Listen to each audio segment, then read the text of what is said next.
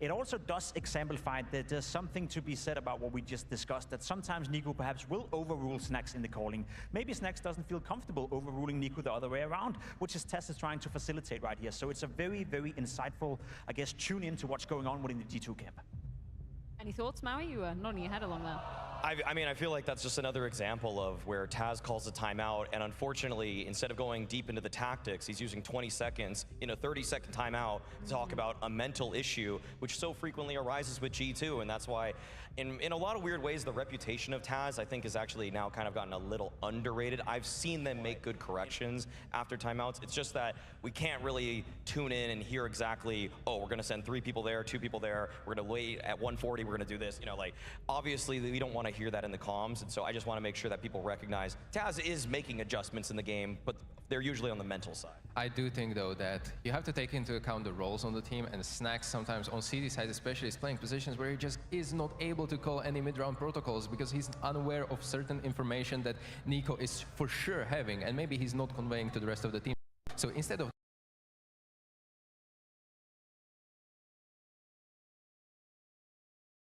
has been shining brightly for the side of G2. m0NESY, I mean, he's been a man, he looked like the $1 million man at times, right?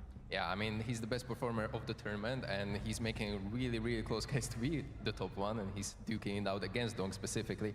I mean, the guy is just pure impact. I have not seen a game in a long, long time where m0NESY is just full of all of a sudden. He might have a sometimes, you know, I would say slow start where he doesn't get too much of kills, but he's always able to ramp it up. And not only is just kills with all, it's openings, it's clutches, it's the deagle kills even to turn the ecos around. Like, the guy can do it all. I have no clue how, I don't even know if he's playing the same game as me because he's differently shooting differently. Yeah, the $600,000 man has really proven his worth on this. That was so cheap, man. That was so cheap. I know, right? They're looking back at that one right now and say, okay, it should have probably been 3 times that at least. But for m0NESY overall, I think the one take I have about him is that even though I wouldn't crown him as the 2024 best player, I think he's actually the best player in the world today. Very different. You have to obviously take in the whole calendar into account. But in what m0NESY has done at the elite events this year, what he's done in the last 3 months, to me, it's been more impressive than ZywOo, more impressive than Donk, more impressive than God knows who. JL, who are we going to next? If I could just poke the bear there, is there anything that m0NESY can do coming towards the tail end of this year to, you know, change your opinion, to actually become that top 1 player for 2024? Hey, an MVP here wouldn't hurt. An MVP at the Shanghai Major wouldn't hurt. I feel like those are musts for me. Honestly, they're so close right now. An MVP in either would make a huge difference. That's how tight this race is. I love that conversation, and I love the fact that we've been able to have that conversation for pretty much throughout the entire year. ZywOo, m0NESY obviously as well in that conversation. You have Donk being a fantastic rifler, Nico stepping it up as well. I will say that one thing that puts m0NESY apart from the rest of those for me is that I think he's the most mechanical skill player we have in the game right now. Is he mentally the strongest? Is he like ZywOo that doesn't seem affected by anything? Probably not. He's also playing in a very emotional team sitting next to Nico. That can be easy to handle as a young gun as well. But in terms of raw mechanics in the game, in terms of his abilities on the server, m0NESY can do stuff no one else can in the game, and that's a great case to crown him the best player. I'm looking a little bit into the future for 2025, and if the rumors are true and the G2 are going to be making a couple of changes, he's actually going to maybe become, it's weird to say, but he's going to be one of the most experienced guys on the team, and he needs to translate that development into whoever is going to come to replace, because Malps has very little compared to m0NESY when it comes to experience. Obviously, he's overcalling Snacks as well, but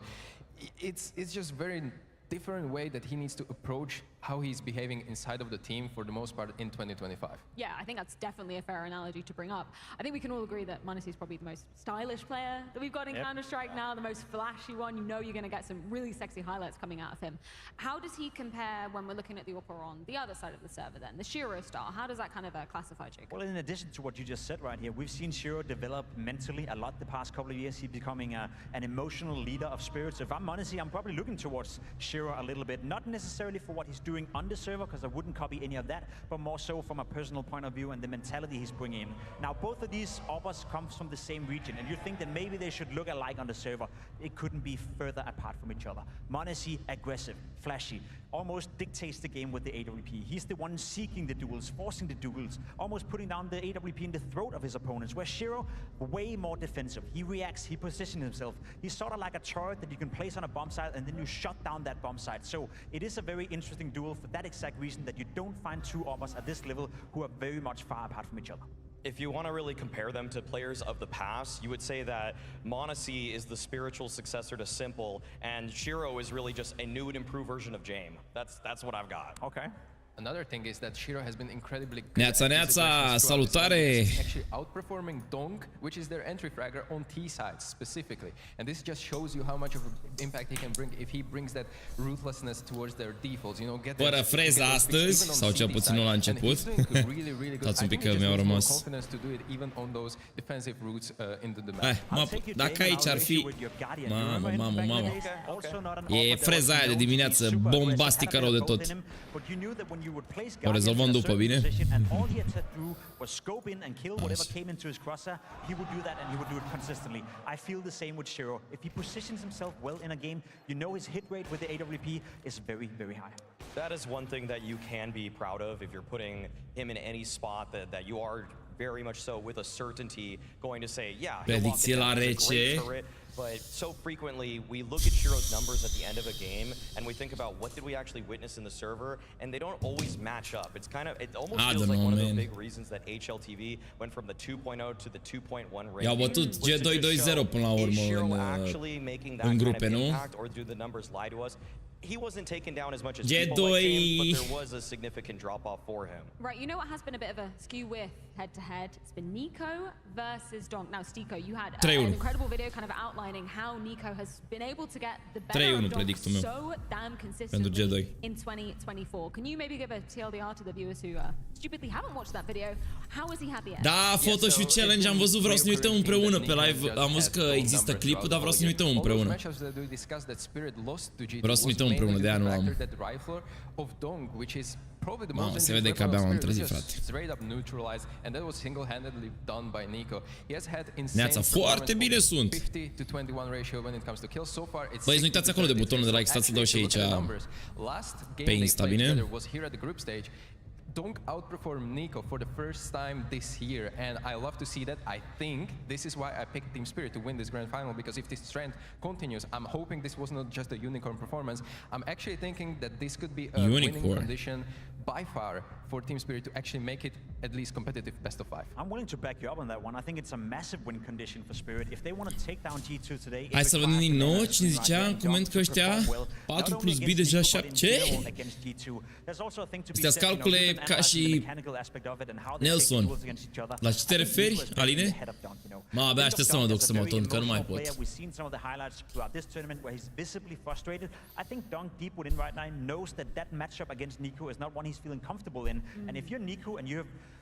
Mamă, și după trebuie să facem analiză pe text, bă băieți, că e jale rău de tot, am nevoie de părerea voastră. Bă, fiți atenți, m-am uitat la un stream de acum un an, când aveam în plus... Opa, stați așa. Playing best of fives, and you had a lot of success playing best of fives as well. Do you feel like that gives you a better chance here to take down G2, who you have struggled against? I don't know. We'll see in the game. Like it's we are just playing more mobs, and I think in some cases it gives some advantage, but I'm not sure that about us. What do you think is the reason why you struggle to play good against G2? Every time that we are playing against them, we are in bad shape, and like we have worse shape than G2. So we are just worse in clutches and some decisions. So but anyways, we have always close games. Forget about Cogn. So we have close game that we could win, but some mistakes that we done didn't help us. Let's say. Yeah, probably good to get Cologne as far out of your mind as possible, Donk. Now it is a new starting ground for these two teams because Stico, it's better. Cu Tavi Popescu la asemenea. Cu Tavi Popescu la asementul la interviu. Salutare Laurențiu. Stai așa puțin că trebuie să-mi intre pe frecvență dicția momentan cea de dimineață. Salut. Am avut Picks and Bans. Oh, ok. Mulțumesc, producția. Preferat Antonii Dom, da. That's just another layer to that matchup. You'd argue that in a veto process, Spirit actually have a bit of an advantage given that they can remove Vertigo against G2 and vice versa. Inferno not being one of the matches coming into the match. Două banuri și apoi picuri, hai să vedem. But Maui, it's a best of 5, so what we're really interesting in right here is not necessarily who's gonna ban what, because we know that. Ban Vertigo.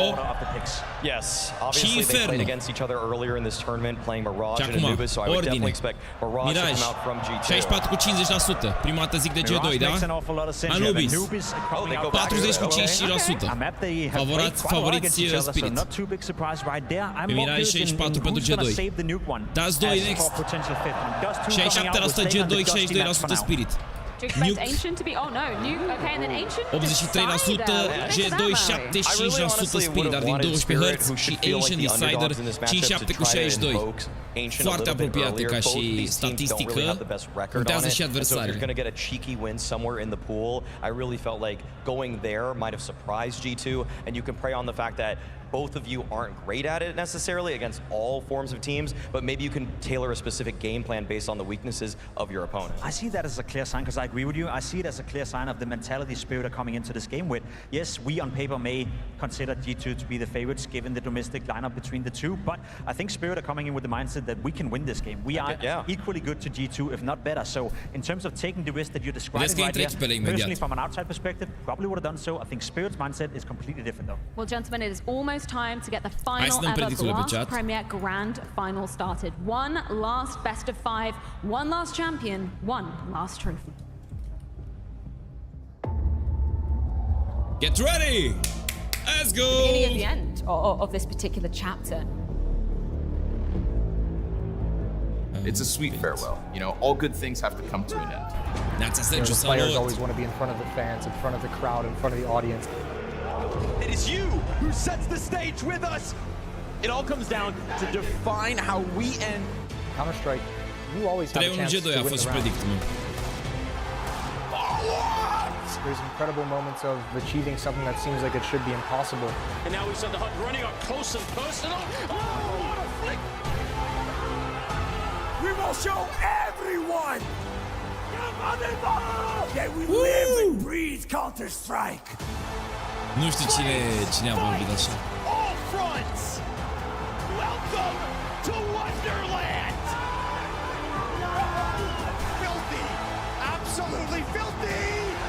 It's given us so much. We are lucky that we get to say hello to the next rendition.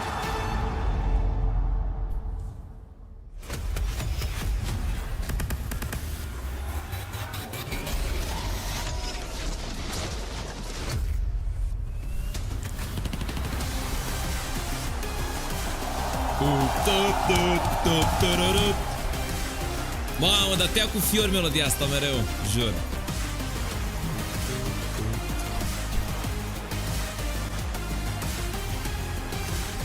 Nu la Clan Laurențiu, în Academie, e diferență. And this is what it all comes down to. A best of 5 grand final between G2 and Spirit. Singapore, are you ready? Now I want you all to join me.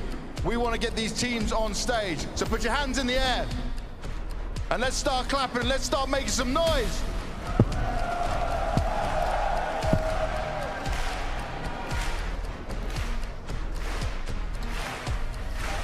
Faster, faster!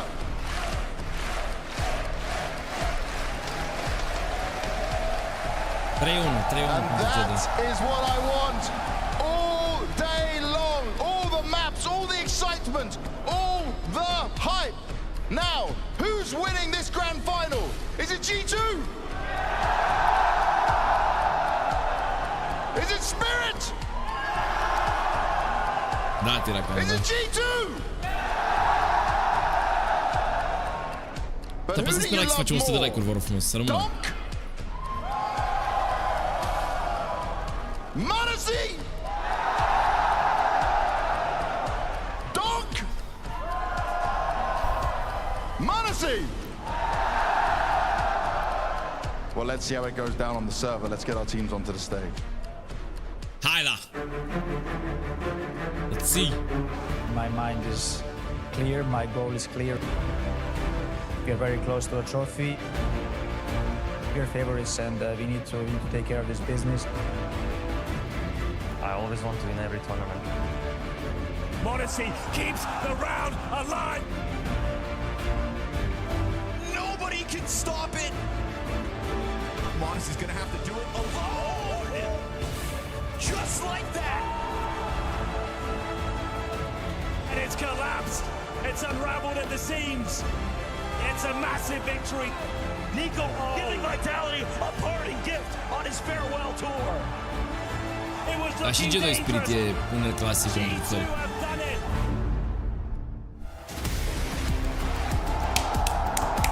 Let's go!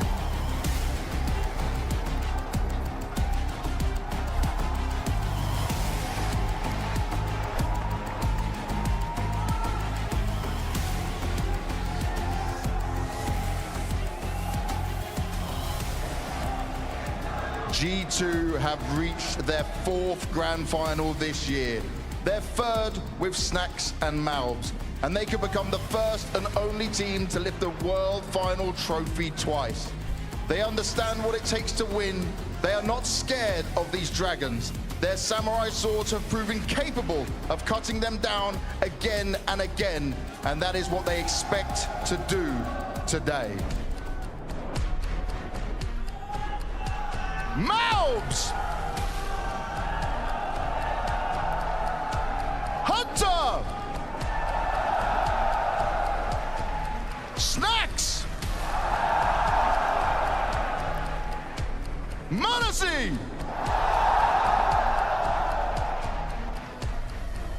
Nico! This is G2!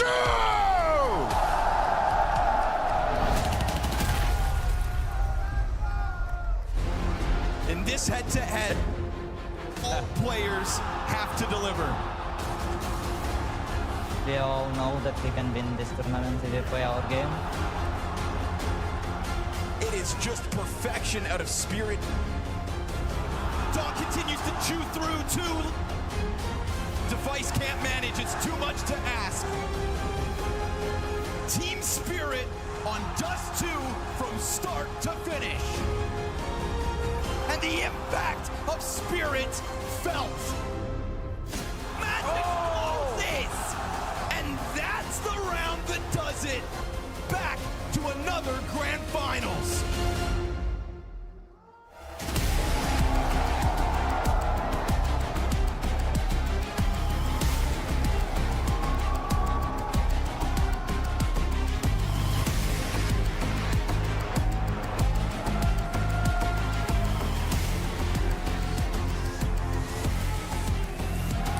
A year that started off strong for the Dragons, and they've been consistent throughout. They've now reached 3 big stage grand finals, 2 of which have ended with a trophy, and they could go for 3 today. They've been cut down by G2 more times than they want to remember, but now they need to come together and never surrender. All curses can be broken. Shiro! Magics! Cupa! Dunk! Zontix! This is Team Spirit!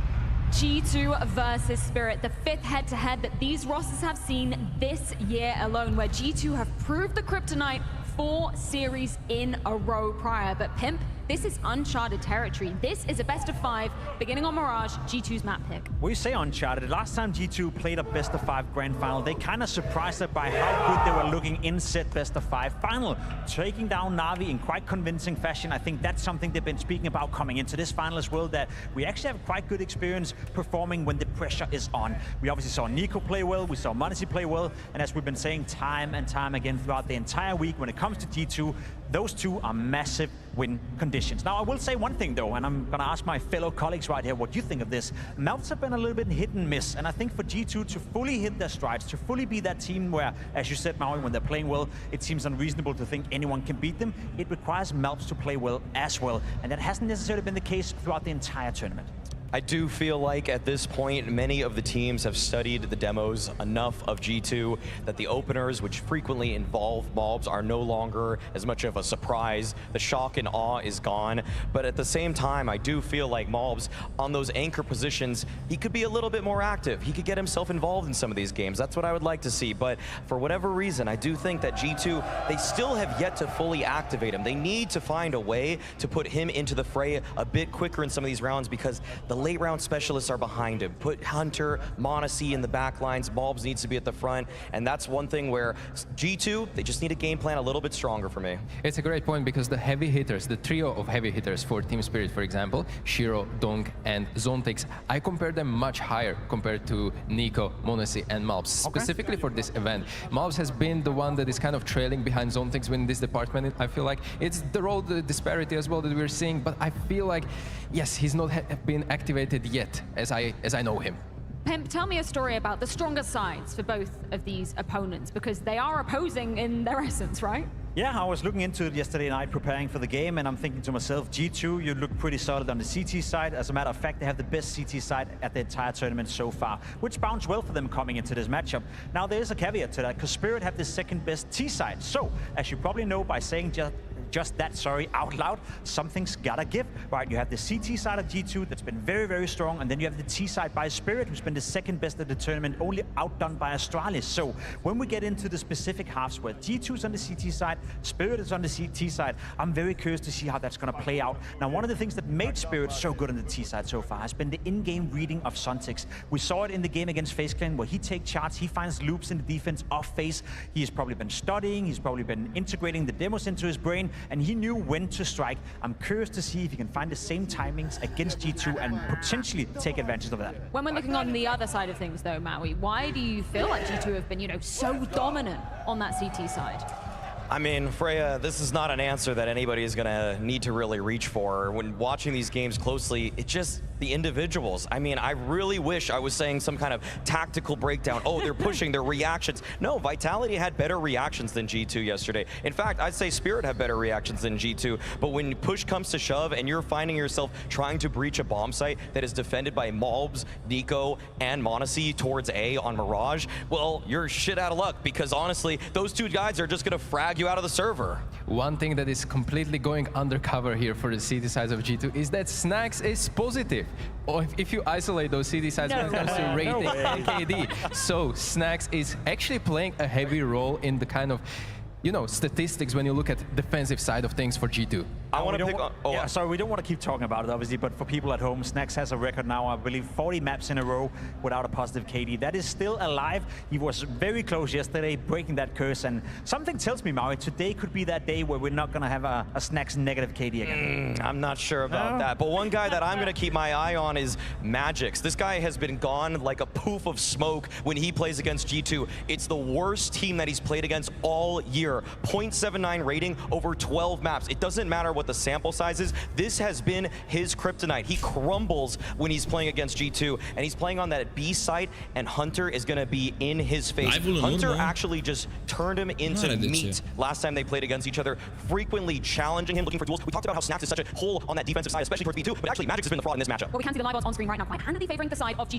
G2, and there might be a particular statistic that kind of helps bolster that case, Jacob. Yeah, I kind of want to set you up, Zico, here, because I know you love to talk about this, and I was diving into the pistol rounds as well. G2 so far, as you've been highlighting many times throughout this tournament, are the best team in the world when it comes to pistol rounds, and they've showcased that once more at this tournament, having won 13 out of 16 pistol rounds so far. Spirit, on the other hand, are only winning 50% of theirs. It's 9 out of 18. So in terms of getting the momentum, getting the good start, and getting the AWP in the hand of Monesi early on in the game, which I think could be a win condition, G2's looking good. We talk about it every day that G2 played, and I don't think we're still stressing it enough. Like, this is bonkers stats, actually. MR12 as well, right? Yes, actually, the MR12 is even more impactful. And, you know, yes, we talked about Malps and Nico and Monesi, but even Snacks has been chiming in really well into the narrative of pistol rounds. I mean, it's just all around really strong play. And if I'm Spirit, I'm actually involving a lot of brain effort into analyzing these pistol rounds. This is the thing where we need to counter them early on, because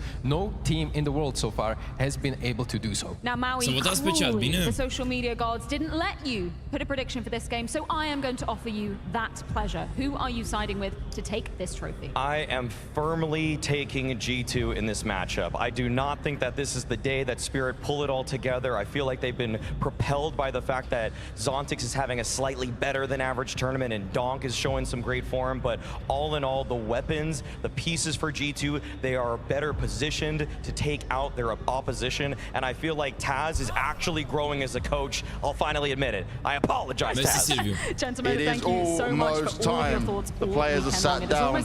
Everyone is ready. But are you guys ready? It is almost time. The players are sat down. It's the first time we've been ready to Southeast Asia for a huge Counter-Strike event. And I just want to take a moment to thank the city of Singapore, the Singapore Tourism Board, and all of you that came here to enjoy this today. Give yourself a round of applause. Now we need to kick this grand final off the right way. Are you ready? It's time to bring the hype! Scotty and Lourdes, take it away.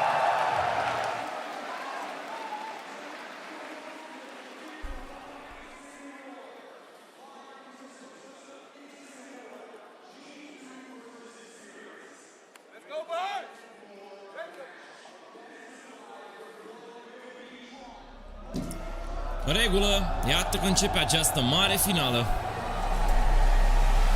Let's go, let's go, let's go!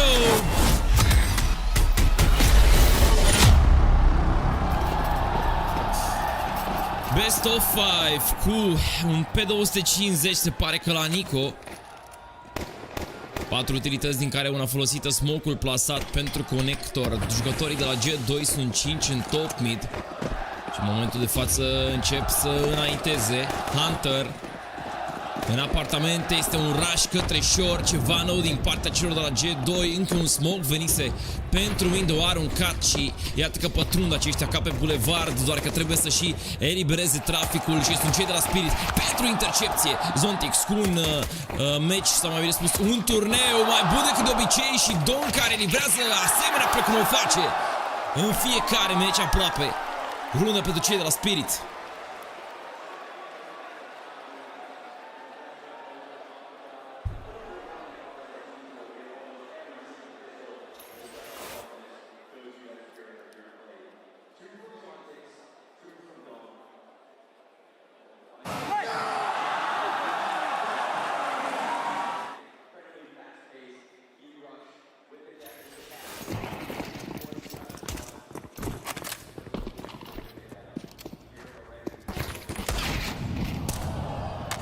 Donk îl elimină pe Nico.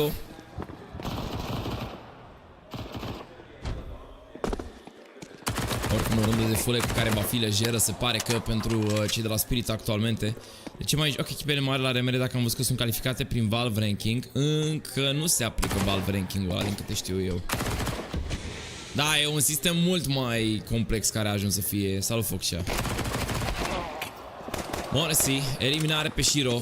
Deagle-ul e folosit, a rămas Melps la doar 20, deci o să recuperat un MP9, încearcă să scoată cât de mulți jucători se poate de la echipa adversă. Pe de cealaltă parte, Dacă Maps ar prinde un frag, ar face $600, ar fi extraordinar de ofertant. Ar prinde foarte bine pentru ei. Dar oricum baiul urmează în runda cu numărul 3. Aceasta este etapa din meci pe care așteaptă cu cel mai mare drag G2 în cele ce urmează. Moresi a auzit, se duce înapoi. Nu uitați că bomba a picat pe apartamente, deci acolo e punctul lor de interes, va să spună, doar că sunt și ei conștienți că la 2 în viață cu sub 100 HP cumulat și 4 adversari pe armele este greu. Zontix din nou, 4 fraguri și într-adevăr are un meci mult mai bun. Văd că are tastatură wireless. Tastatură wireless pentru Zontix. Rare ori vezi asta.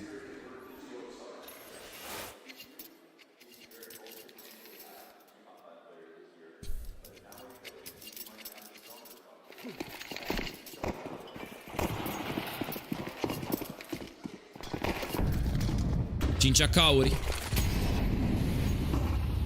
Cine sună duminica, Doamne? Dați o secundă că închid telefonul. Smoke-ul lăsat lângă Monesi, le elimină pe Zontix. Monesi îl scoate pe Donk. Double kill-ul pentru Monesi. Superb tras de către jucătorul celor de la G2. Snakes are și el 39 HP. Aduc aici oamenii către site-ul pe unde doar Magic sunt în apropiere, văzut la cross. A tras atât Nico din apartamente cât și Malves, care era bancă late. Foarte important acest aspect. Băi, am nevoie din partea voastră de niște like-uri dacă vreți să mă ajutați, vă rog frumos. Să rămână. Plantează Snakes, iar restul de 2 jucători la Spirit o să salveze și roțină de AVP. Chopper de M4, Monesi îi caută, low HP, nu și-ar permite neapărat să moară aici. Trebuie să fie foarte prudent cu privire la acest aspect.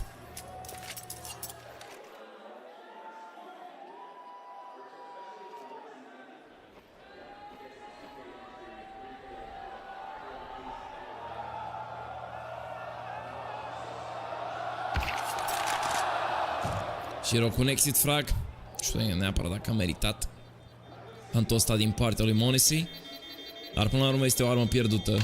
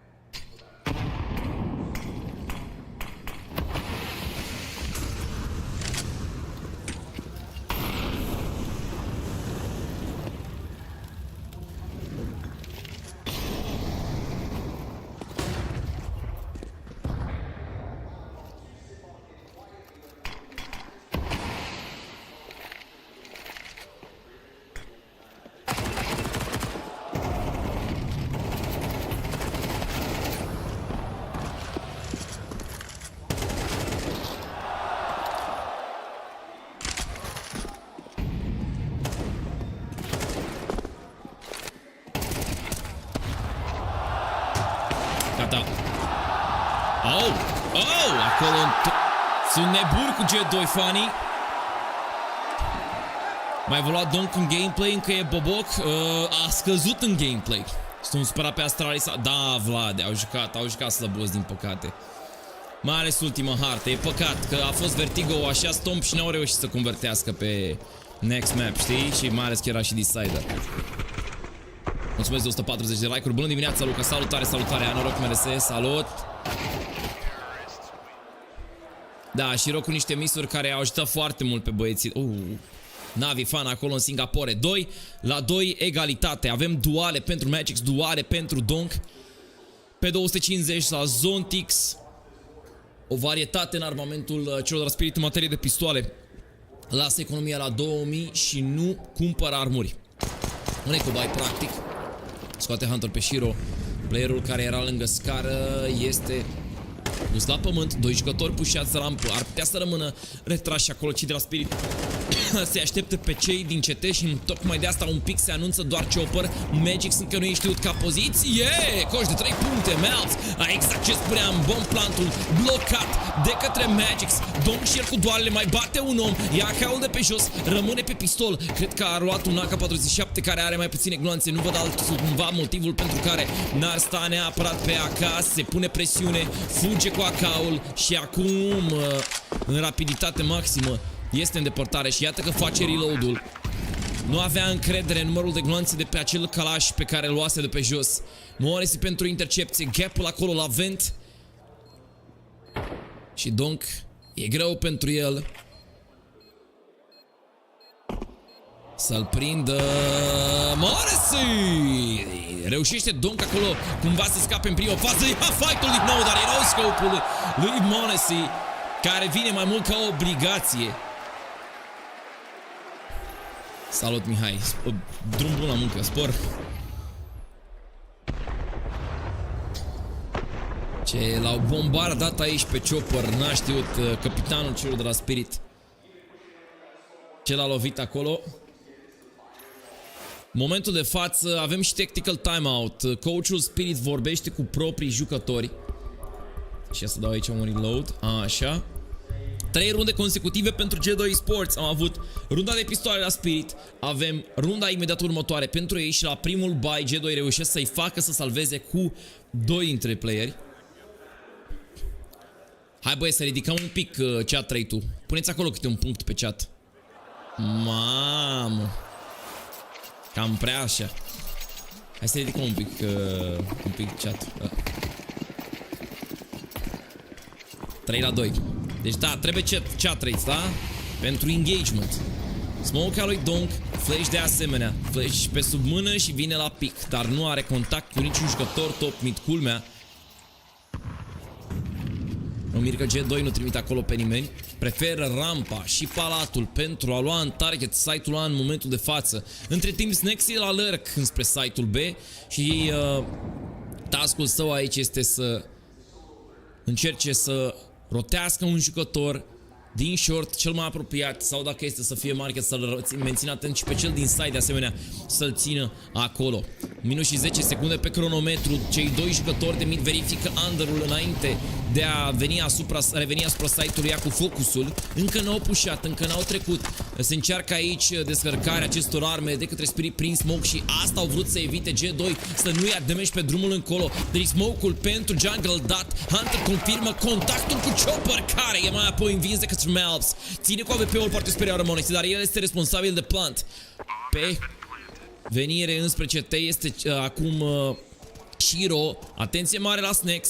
Vede că site-ul B rămâne liber și va veni către underlate. Acum coechipierii săi din site trebuie să reziste până în momentul în care el va veni în timp util în spatele lor. Dar văd că mai degrabă vine în spawnul de la Tero și alege calea mai lungă. Melps are un task și mai complicat. Scoate unul și este bătut de către Shiro. Nico pe fight, va muri poate rampă, dar ulterior este Snex al doilea. Donk dezamorsează fără defuse, kit în default. O eroare de la cei de la G2, aș putea să spun și Nico. Nu merge pe bombă, e o greșeală.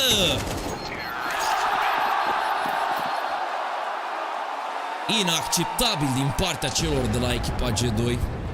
Dacă aveau diffuse kit Spirit și culmea era o rundă de arme, trebuiau să aibă diffuse kit.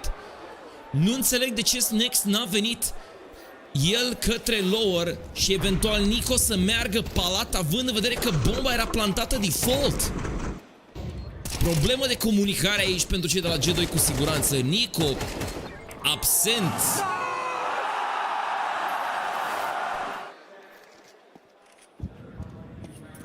Nu știa unde, nu s-a comunicat bine unde s-a plantat bomba acolo. Mă lasă un pic fără explicații cumva pentru ei.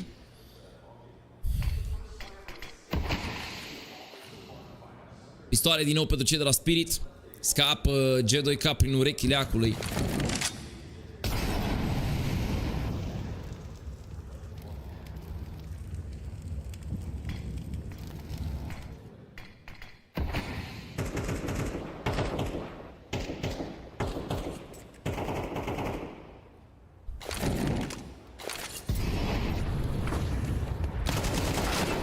Și rolerim pe Melbs. Dragon Lord Titan Holo. Cum se alege Miraj ca hartă? Cosmine, e best of 5, era destul de clar că o să fie Mirajul. Ce shot. Express next.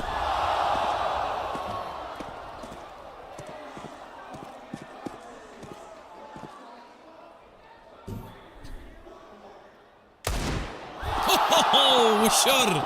Ușor că ia la pe rând. De ce n-a ținut perspectiva pe el până la capăt? Donk cu 4 fraguri cu deagle-ul și este un al 9-lea frag reușit de către el.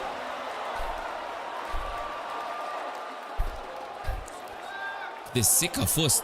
Cât de sec a fost.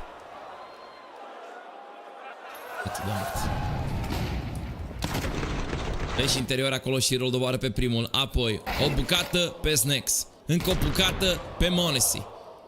Și încă una acolo pe Nico. Ca apoi Hunter să fie ultimul vizat. Luați repede ținta lui Donk. Luați repede ținta lui Donk. E prea calm Donk, nu? Ce s-a întâmplat cu el?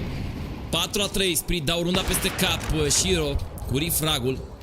Sau refragul cu entry hold kill-ul, pardon. Nu uitați că se numește entry frag, entry kill pe partea hetero, entry hold kill pe partea de CT.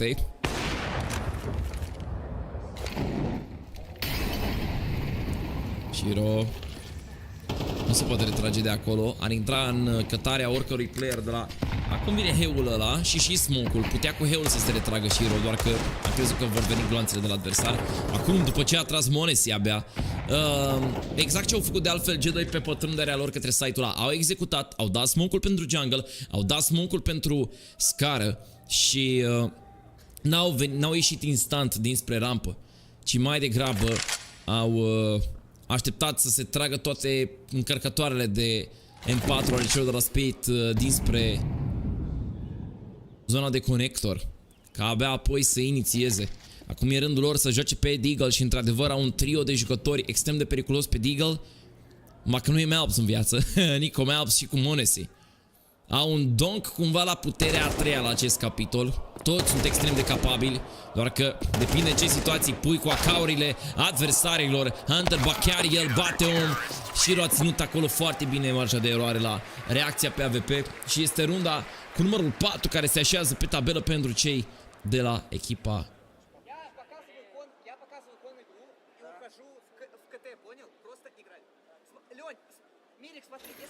Mamă, ce colo de Shiro. Pentru cei de la Spirit voiam să zic. Salut, Iancule. L-au prins singaporezii la hotel. Robice, Laurențiu, Rami, mersi frumos de subscribe. Bun venit, băieți. Așa.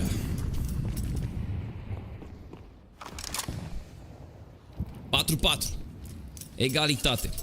Avem doi jucători către site-ul B care sunt trimiși acolo de către Snacks, inclusiv propria persoană.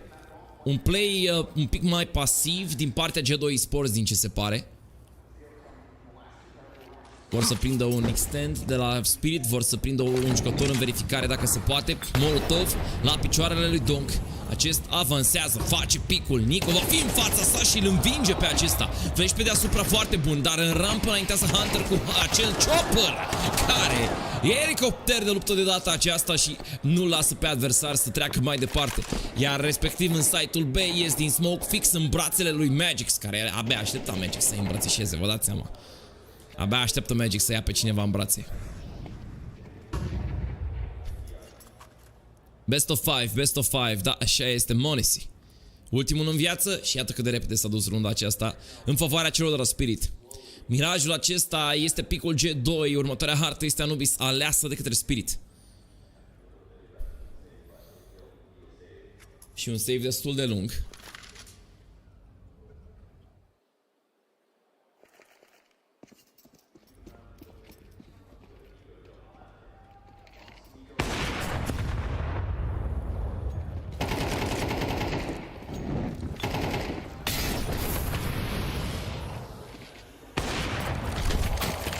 Un frag pe Magix.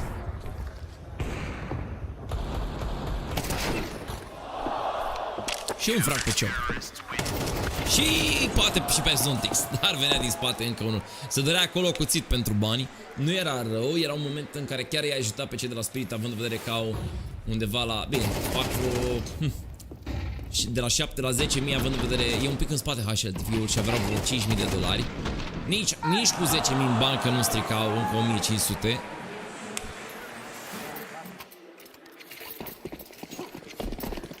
Techno Hunter, Deagle duplu, Nico și cu Melvs. Ciro și Nico. Trage, mamă, dar cu amortizor nu s-a auzit absolut nimic. Poate G2 vor fi un pic mai dezghețați pe această rundă de pistoale, dar până la urmă este o rundă de pistoale care vine nu într-un half-buy, nu într-un eco-buy foarte solid. Au în continuare 2 Glock-uri. Snacks a renunțat la pistol ca să cumpere utilități. Smoke și cu flash. Vor executa și se vor baza pe...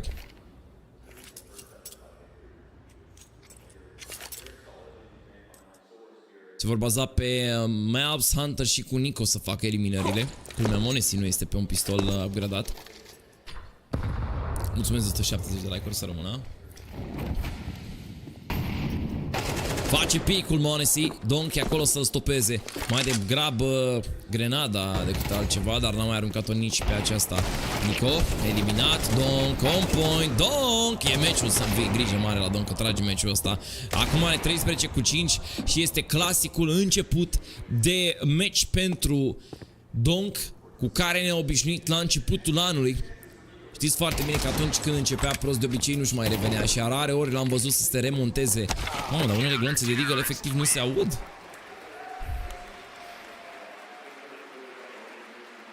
Nu, Foxia, din păcate nu mai funcționează chiar așa. La nivelul ăsta de joc, diferența de T-side, City-side nu mai e ca pe CSGO. Nu mai e atât de mare, nu mai conferă un avantaj atât de puternic. De multe ori analiza făcută de către coach și analistul echipei reușesc să bată un City-side pe hârtie mai bun cu încă 5% sau ceva de genul acesta. Am trecut. Etapa era la CSGO.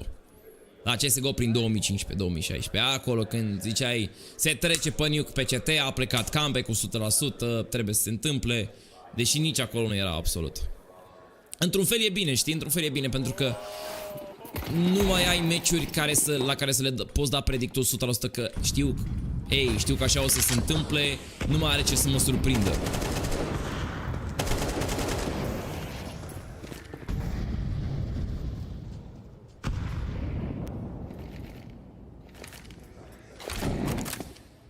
Incendiara lui Zontix s-a aruncat în spatele cutiilor. Snacks vine la pic în fața lor, doar că încet se arată. Eliminat Zontix, are un meci, are meciuri bune pe parcursul acestui turneu. Cred că este undeva în top 10 jucători ca și rating. O să verificăm imediat dacă mi-aduceți aminte. Perfect live la ora asta, sunt la muncă și mi-mi plătit timpul. O duminica. Următorul concurs este în China, da, este Majorul, Iancule, scuze că n-am văzut mesajul. Salut, salut. Sper că mai ești pe aici, ca să auzi și răspunsul. Smoke-ul pentru Topcon a venit. Vor încerca să explodeze de acolo dinspre conector. Doar că vine cu bomba Monesi cam târziu. Iese în brațele lui Donk Meabs. N-apucă să corecteze aim-ul pentru a elimina și pe Hunter. Chopper în rampă. trebuie să aștepte liniștit pentru că Magic deja se ocupă de o parte din aceștia. S-a blocat imaginea, face fragul Nico pe adversar și Hero este următorul din jungle. Chopper încă nu e anunțat, dar se pare că nu vor avea nevoie de el neapărat. Nico prevede, oh doamne, on fire, Spirit, 5 runde consecutive pentru ei, ce este cunând ultima rundă jucată pe această primă jumătate. G2, această primă jumătate s-a jucat în schimburi. Schimbul 1, schimbul 2 și schimbul 3. Doar că 2 schimburi sunt ale celor de la Spirit. Primele 2 runde luate de către Spirit, mai apoi 4 consecutive la G2 și păreau că odată ce au avut rundă de arme preiau frâiele cu totul în cadrul partidei, dar Spirit vine apoi cu un streak de 5 runde furtunos. Și problema pentru cei de la G2 va fi economia, iată. 3 galiluri, un Mag 10 și un AK tras de păr la Nico. El era în situație bine, Monesi și cu Hunter își puteau cumpăra și ei AK, doar că lipseau utilitățile pentru G2 și executul este mult mai important. Nu uitați că după această rundă va urma o pauză de 2 minute. Nico îl elimină pe Donk, Meabs vine și el cu trade-ul și e deja o rundă extrem de rapid venit în contrul celor de la G2. Nu văd cum Zontix mai poate să facă ceva.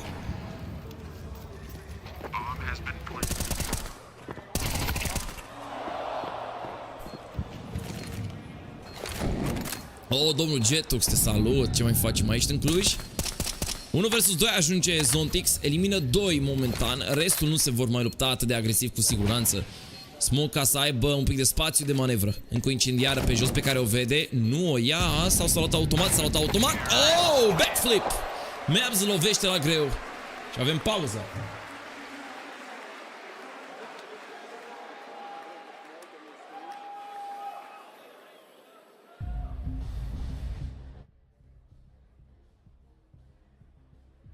One more round for G2 on the tally. The first half of this best of 5 done.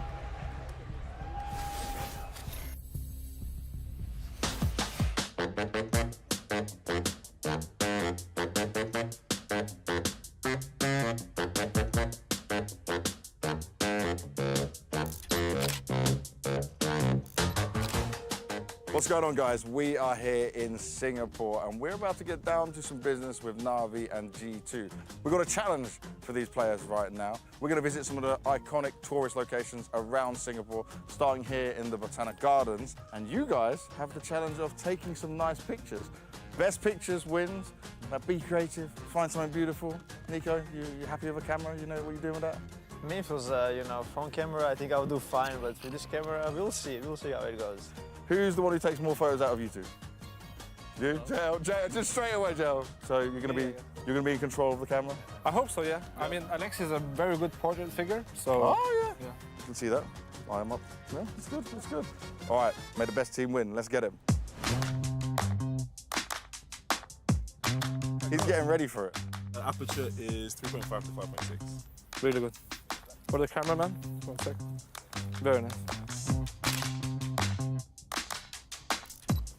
Wait. Okay.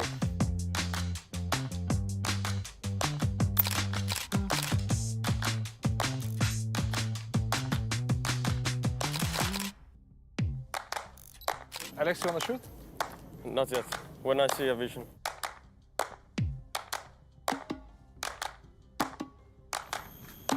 That could be alive. It's crazy.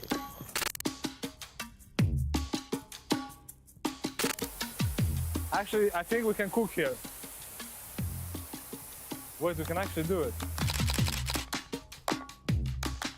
I will come close, but you'll go behind the water.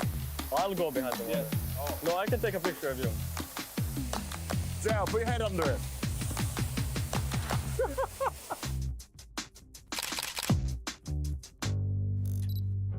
Let's go a little bit further. Trust the process. Damn, Alex, you're actually killing it. I did the vision, bro. Yeah, it's the vision. The vision was good. It's woo! Well done. Next location. Well, just lean on, put the light here. Yeah.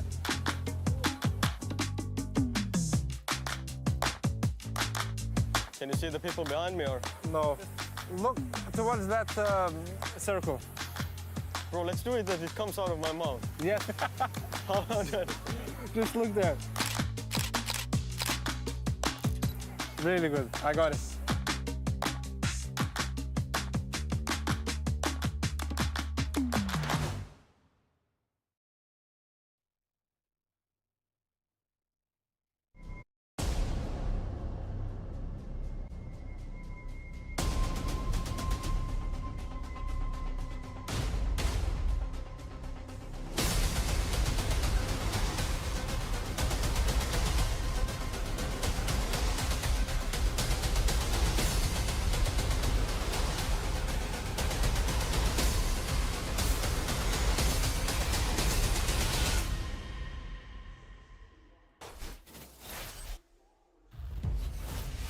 The conversation coming into this first map, into this best of 5, is the head-to-head between Donk and Nico, and whether he could actually finally topple this beast.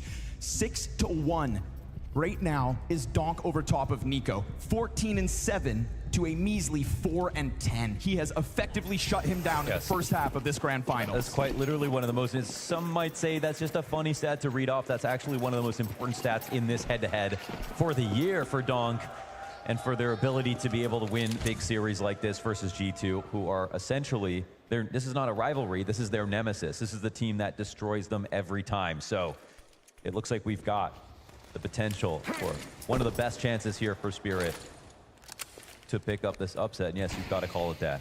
Chopper's going to go for the double wall of smokes, and there's nobody inside this A site to fall for it. Snack starts to peel away, dropping a smoke at his feet, but he's very quickly charged down by Donk. The kill's not as fast. Yeah, but he didn't have any idea it was coming, so the rotations are a little delayed. Nico. Down he goes. Retake's already happening. They waste no time. We got Nico, Mulbs, and Hunter all with a kill a pop. Shiro, though, good position on the side of this smoke, catching him off guard. Right back into the second half with electricity. Mulbs cutting him down and clearing it. G2 will split these pistols. Just fantastic. Amazing retake there, especially when you lose your B anchor. If they drop their Van Pillar smoke that quickly, they don't know that the attack is coming in. The rotations are a little delayed. That means that, obviously, you tricked the team a little bit. But for the retakers to get the kills in the doorway that easily, that's what matters the most.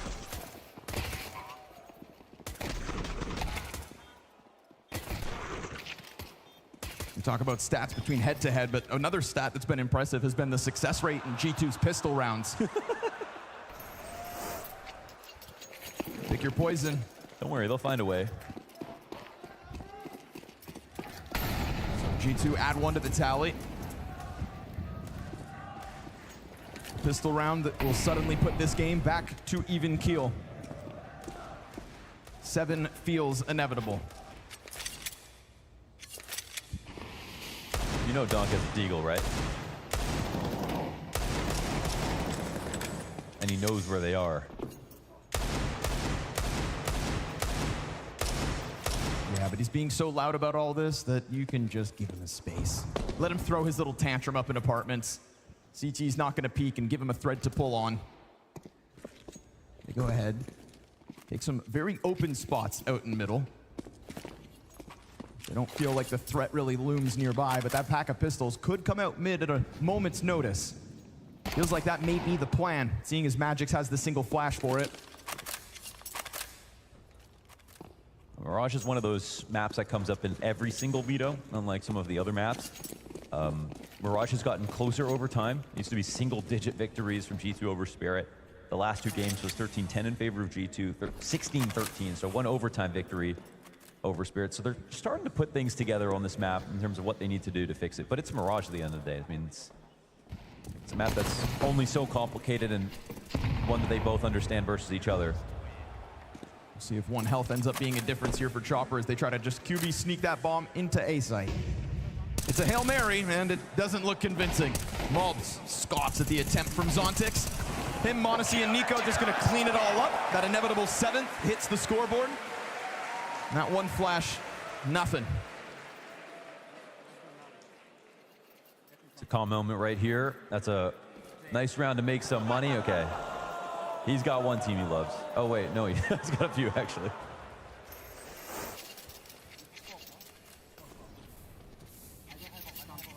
Seven. Just give us close maps all night long. Yeah, man, I think this is injected in my veins. This is a great sign for the series. It really is. It really is. Mulbs on top. Ooh, Nico a little uncomfortable here. But he's got his own smoke to play behind, so he'll let that Molotov just burn itself the out. spawn call. You can see the pack is already up here. No one else on the extremities. Trying to test Snacks. That's looking like the plan. Oh, he does get caught on the jump up. He's not going to get away full health, but he's got an assistance from Hunter. Off of Catwalk, the first tee falls. What was supposed to be a pop gets stopped in its tracks. And then all the CTs come sprinting over to help. Nicely done there from Snacks. Again, it's panicked because he gets caught off guard, but at least he doesn't die. It's a full cancel. The round is still live here. We've got, Zontix and Shiro low HP. Still time on the clock, but obviously G2 players a little bit nervous. Some players are low. We've only got the MP9 here for Snacks. Some utility has been drawn out. A couple of key pieces have been kept here for Spirit. I don't know about the B re-aggression, if that's ever going to be opened up. CT's on full alert. But they're probably tempted to wait this one out if possible, I guess. It's another moment where Snacks get the info just in time, and you have to give Hunter credit. If he's on top of the ladder and he's ready for an underpass walk, or if he's holding cap because he thinks the split's coming in, he can't be there to stop that second window. When you see Donk swing out through B as they're entering, there's going to be one guy getting out of the window. Donk's going to sit into the window and hold cat for every rotator instantly that comes through. And Hunter was there so early because of Snacks' call, or because he heard the footstep, that he was there, and that makes all the difference. There's two things that can happen, right? Snacks can get killed from that first peak, or Hunter can die on cat. Either one lets the rotators out. Neither one did. Counter-terrorists win. Hunter the wall that keeps Snacks alive in this one. Was that Maui Snake? It's Moggy Snake.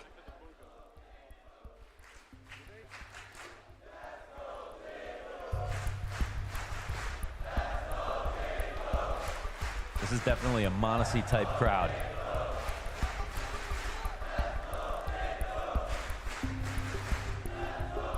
$3,000 Monacy fans here. And that's because, in terms of moments... Yeah, let's go, G2! Wow, that is really cool. In terms of moments, Dong throughout this year has matched up. Monacy just keeps delivering. It feels like he's the one who actually keeps getting better as time passes. It's pretty extraordinary. His 4K that he got at this event, that was one of the best highlights of the year, but it feels like that happens for him every week. He's been so tapped into it, specifically here in Singapore. And tapping into it right at the tail end of 2024 is the perfect time to do it, because the conversation about #1 is so open. Yeah. Yeah. And everything comes down to this in Shanghai. That we're talking about a team like G2, who we know is technically a dead roster walking. For a long period of time, they've kept the play up. Blew us out of the water with that fall finals win in Copenhagen, and what do you know, they are back here again. The quote was from the G2 CEO, if we wanted to keep Nico, then we would.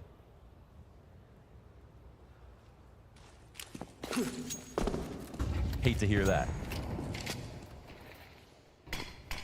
All good things come to an end. Shame this one so soon. Oh. Monacy's got a gap to play with. But what's worse, missing a smoke or a smoke like this? Nobody really behind it, so luckily for now, Spirit won't be punished. If they were to have swung out behind it and died, well, then things are really rough. But he can hold and make, he knows they haven't crossed boxes either, so. Underpass comes out earlier, though. Frag grenade dropped on their head as they try to approach, but it really doesn't do much damage. You know what, Will? This double peek. Into the tees they go. Nico trying to help top middle. It is an execution of a couple and a third top mid. Some of these players with limitations, one of them being Chopper's Deagle, but that is G2 sensing a moment to simply pounce into the setup, disrupting Spirit before they could get anything moving. Zontix has to be the hero, but a hero in a 1v5, so uncommon. And the time's so against him. Not with Bomb in front of all these eyes, ready. As it sits on top of stairs, they'll send one into the fight, and Zontix retreats. This is G2 to take a 2-round lead. Oh, that was such a good round out of G2, man. That re-clear was perfect. It's a distinct advantage to them as long as they have that timing. And Monacy held on to info on the cross. They could walk out a connector. They knew no one was top boxes to punish them. And it was this smoke that landed such... Oh, it was off his head. Dodgeball. Oh, my God. And you see when they walk out, they're not even looking at top mid. They don't have to worry about it. And the smoke comes up in window at the same time. So Chances getting missed here for Spirit. Limitations are just going to keep coming through. It's a pretty big investment for Chopper in this round. Sometimes you got to put yourself on, man. Well, if they don't pull this one off, it'll be 10 rounds G2. Luckily, they've already won a round like this. Nice shot, Unluckily, Modesty. they die 3 out of the gate, but Zontic's to reclaim a hope in this one. The 17th round should never be there, so Nico, he's gotten the memo. A little pressure out from the A ramp, but it comes after 3 deaths, and so G2 hang on. Nice. I mean, even that one for Modesty actually matters. It's a difficult shot on the ramp. You guys changing up every day. This flawless CT side just keeps providing for G2.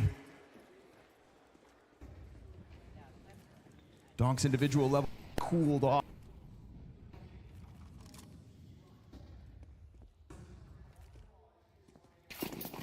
They'll try again with the guns. Again, they came into these last 2 rounds with just limited weapons, so this has to be it. Or else G2 are suddenly getting dangerously close to 13 on a flawless CT run. Yeah. Your time on Mirage is running out. It's been a sight to behold. They're going to go ahead and test Snacks again. Now, they have effectively caught him off guard, but it was Hunter previously. But they don't hit the shot. They don't hit the shot. This time, he's able to put himself on the angle, similar spot, there it is. So they're ready. Donk comes right in with that instant headshot, but Snacks is down beneath him, and Nico's nade supports him from Market. Cap pressure comes in big from Chopper. That limitation. They know Nico is nearby. And so as he holds onto the pillar, he has to move forward, but still he has the cover, and he could have lined up too. Could have. Instead, the pressure falls to Modesty, and he thrives within it.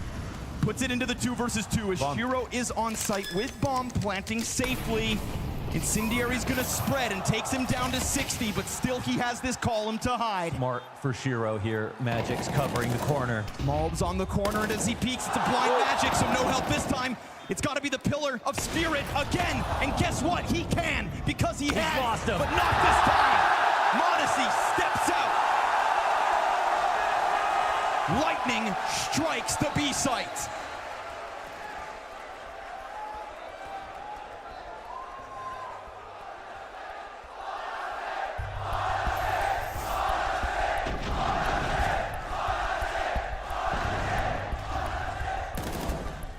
Moment after moment here from Modesty. And another match-defining clutch, just a clean 1v1 after the first punish on the cat cross. The hold this time, they had the idea to go for B 3 times. They failed now 3 times. Each time they've gotten closer. Here we saw the exact duel they were looking for. Beat Hunter to cat with Donk in the second window. Punish that with a spray. They got that, but this time Snacks gets his kill. This time Nico's in the rotator position in the window fast enough he can nade for Snacks, and it's a whole different challenge. They still punish Nico afterwards, and they're still technically up material all the way to the very end. That nade ends up worth its weight in gold, because it opens the door for Nico to slide into the column that he plays behind to get more impact peeking into CT. So utility makes a difference there for G2. Snacks makes a difference as he keeps enough of a defense in position, but it's just so well tethered off of Hunter at the time being. Although maybe starting to get a little predicted as we see how ready Spirit were for Hunter on that exact position. So what kind of change up do we get? The change comes by way of lack of presence for Spirit towards this B site. 3 attempts, 3 failed. They don't know if 4 will crack the code, so instead Nico looks for presence in middle. Without a smoke there, he's free to take a glance, but he's got to be careful. You can see the difference, right? This time Hunter's not up in ladder room. They're trying to get him to play with Snacks, and when he's not, they're trying to punish Snacks all alone. That's been the whole game plan so far. This time they picked the perfect moment where Hunter's not on cat. They take over middle. Let's see if G2 can make something of it. Or sorry, Spirit. But look at that bomb. Yep. Up in B halls. It sits so far away, despite Spirit getting so dangerously close to hitting this A site. Modesty cautious about connector, will kill Donk first. Yeah, what's going on here? Zontix is yet to activate out in Palace, but there's so many players here to hold him. Instead, he gets his contact against Maltz, and he does tap into Hunter. He gets there. It's still walking. Yes, him versus Snacks over on B will be critical. Magix has had so much responsibility here in round 19. You couldn't read that. He's up here. Magix, he can go ahead and try to plant, but with 20 seconds, he would love to find a kill first. And now suddenly this puts Shiro into a playmaker's position. because the bomb is on the other side of the map, and Nico is instantaneous with that headshot. He just knew where he was. Magix, he knows that someone's on cat, and he can't find the duel just yet. Looking for the miracle. Looking for the 1v3. This is the first time that there's been enough time for Magix to get into a comfortable post plant within this site. 2 more players. That dynamic duo of m0NESY and Nico to force this towards Magix. Talk about pressure, but he keeps it quiet. And as he just holds on to millimeters, he peeks out wide for another kill. And it's all on to m0NESY, AK in hand. Bomb very close. Close. And he lights it like a cigar. Denies the 1v3. G2 take 12. Yeah, gun barrel sticking out. G2 match point. Another clutch goes their way. Another round ends B. They tried to make it happen. This time, a full-on A attack with the split. Bomb never intent on coming here ever. And it damn near ends up being the right idea. But you can see from Shiro, all 3 players had advantageous fights versus him. There was no way out. And they knew that he was there. Magix knew from that moment that he was going to have to do that himself. But instead, it's just another G2 clutch. So much misdirection. It's another m0NESY clutch. Back-to-back for 11 and 12. Coming alive in the late game, all 4 of the players you expect to be towards the top of G2 providing in this grand finals. And that's the beauty of this one. Performance across the board, and m0NESY into the A site, ready to anchor. And as they exit out through ramp, sure enough, he gets pressured off of triple. There is no follow-through. Spirit, you have plenty of time despite man advantage. What's the decision? Because the utility is literally non-existent. They will be banking on 4 rifles with no map control elsewhere, but a God-given gift in a hunter push, and Mulbs maybe makes an overstep. Still, they are split 2-2 with a minute on that clock. Hold on, though. We've got the CT defenses calcified. They're sitting in the exact same spots, waiting for mistakes. Do Spirit want to come back here? They're thinking about it, but maybe they just let that time create uncertainty in the mind of G2. Will Snacks start to call them away? Because one player walking out ramp doesn't indicate that there are more. I don't think Spirit believe that they have a chance here. And so m0NESY left on his own, but so much further back than over towards Ticket. This time it is him in jungle. Can he thrive? One more incorrect shoulder peek, one more chance here. m0NESY, he punishes that. That's what's most important. And as he puts that smoke down, Bomb can cross, and m0NESY doesn't know. He doesn't know that up close, he's got an AK barrel to the back of his head. It is Magix in another late round moment to try and keep Spirit alive here. Look who's on the flank. No longer separated, Spirit joined forces, but they will eventually be pinched. Snacks and Nico, the same duo that pulled off that last second clutch, back on this retake once needed. But how can Nico get involved unless Snacks does something first? Here it is. He shows his presence, an incendiary that lets Chopper's guard go down, so Magix will have to clutch this. Snacks pushes forward with a kit and a tap, but Nico gets denied, and Snacks comes in. Lo and behold, another late retake from Snacks. G2 take this first map.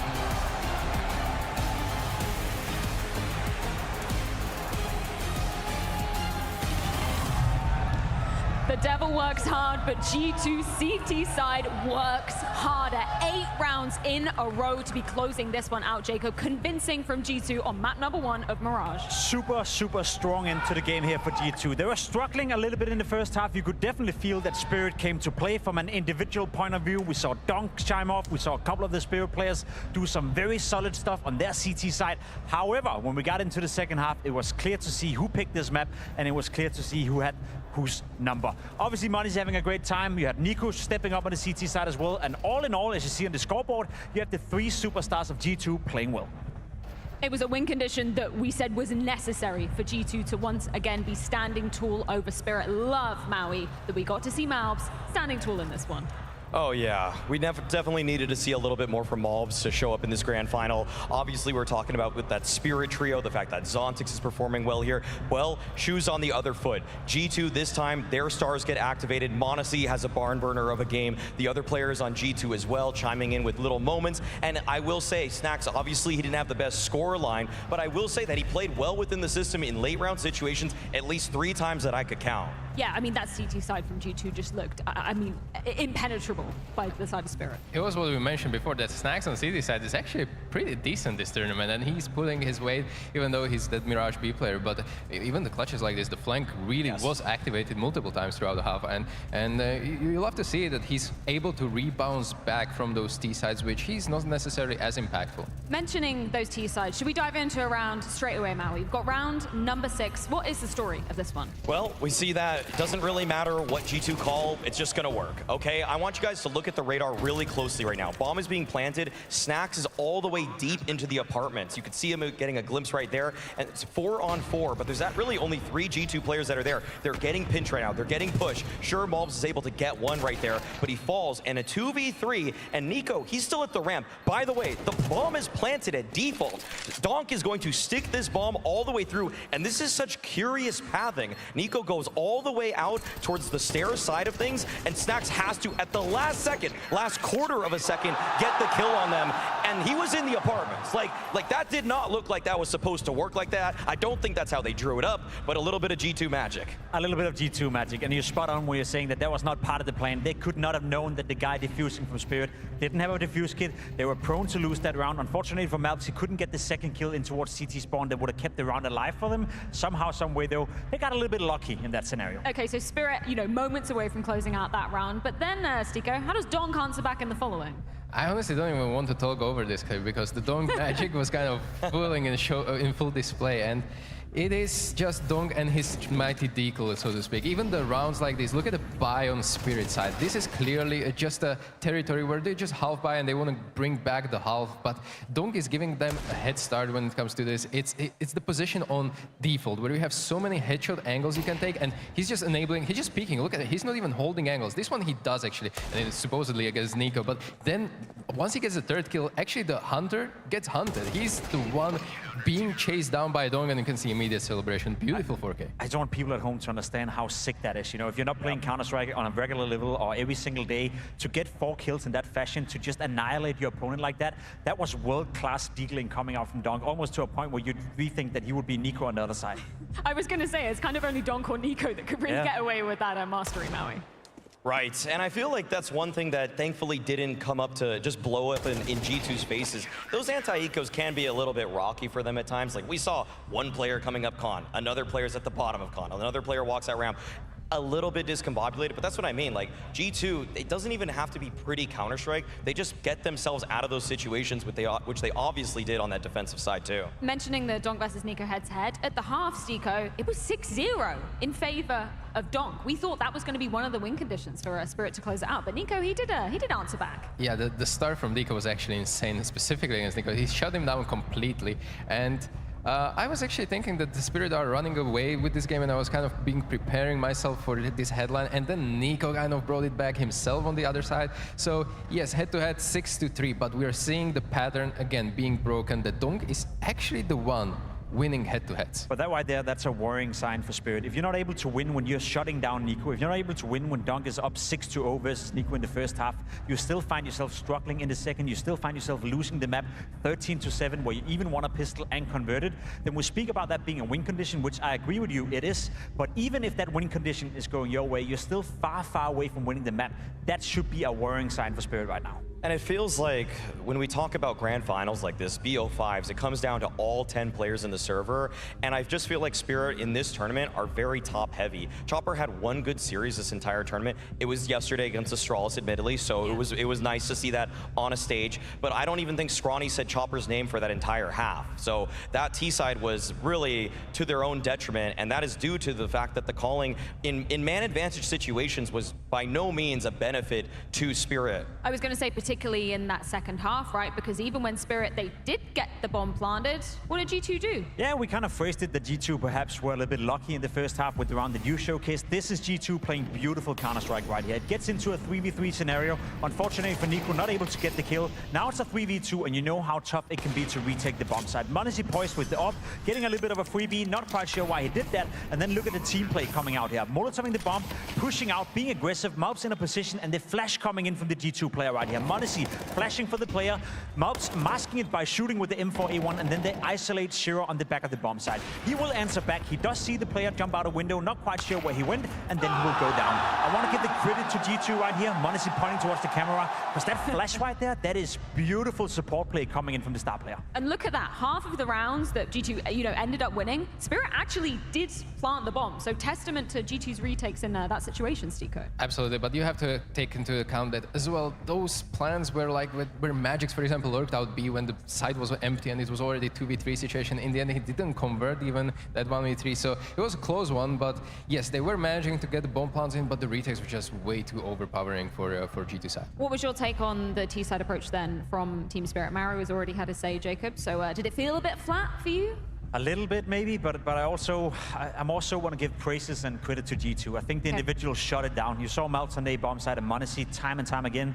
One of the things Spirit like to do against pretty much anyone on Mirage is using ramp to walk up and seek the duels. Whenever they were seeking those duels on ramp, Monesi would shut it down, Malps would shut it down, and then they had to rethink, what do we do then? Some late lurks coming out from Magix. They were trying to target Snacks a couple of times on the B bomb side as well. That didn't work out either, so it wasn't necessarily at fault for Chopper not trying to change it up. It was just that whatever they did try didn't really work out. And I want to give more credit to G2 for shutting down the entirety of the map instead of just saying that Spirit called a bad T-side. It probably was a bit of both. I really do feel like G2 have been so lucky, though, by getting Malps. I mean, it's just such an insane pickup to get a guy from the Americas region that was overlooked by so many organizations, such as Liquid, such as Complexity, and then they just say, okay, wait, this guy can beat us, this guy can shoot against us. Like, G2 is shooting harder than any other team right now. I really couldn't pick a single one and say there's more firepower on this roster with G2, and I'm not even including Snacks. Like, it could be 4v5, and it's probably still more firepower. You're obviously an expert from that region. What was the sentiment when you saw that Malps was being picked up by G2? It kind of made sense for you, even though he had to switch to some roles that, for the time being, maybe aren't his favorite. T-side seems to make sense. CT side, they just threw him to the Wolves. They put him in anchor spots, and he's keeping his head above water. I think he's got a 1.09 roughly on CT sides for the last handful of months. Like, that's pretty darn good. It's not a star performance, but like, that's actually in contention with some of the best anchors in the world, and he really didn't even play a lot of those spots, with the exception of, I guess, of Ramp on Nuke. Make no mistakes, Malps was obviously signed to better G2 from the moment he came into the squad, but he was also signed as a replacement to Nico. Yes. I think the G2 management, and Nico for that matter, probably knew he was going to leave at some point, so you're installing Malps into the lineup, you're giving him a sense of what it's like to play in G2, what it's like to play at these big stages, and then for 2025, you will take significantly more responsibility on the server once Nico is gone. Well, G2 1-0 up in this coveted best-of-5 grand final live from Singapore. Anubis awaits on the other side of this break.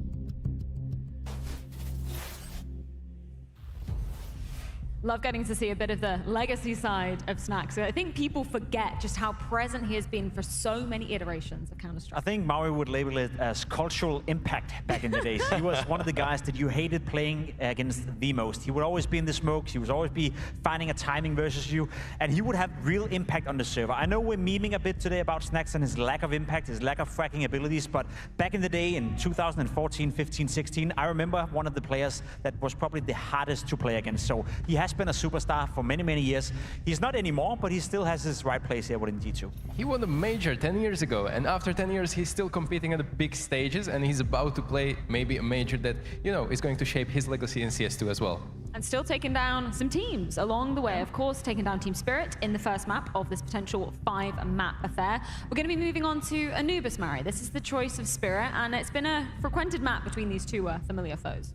Neither of these two teams have the best win rate on this map necessarily, and for whatever reason, Spirit felt like they identified a weakness in how G2 want to play it.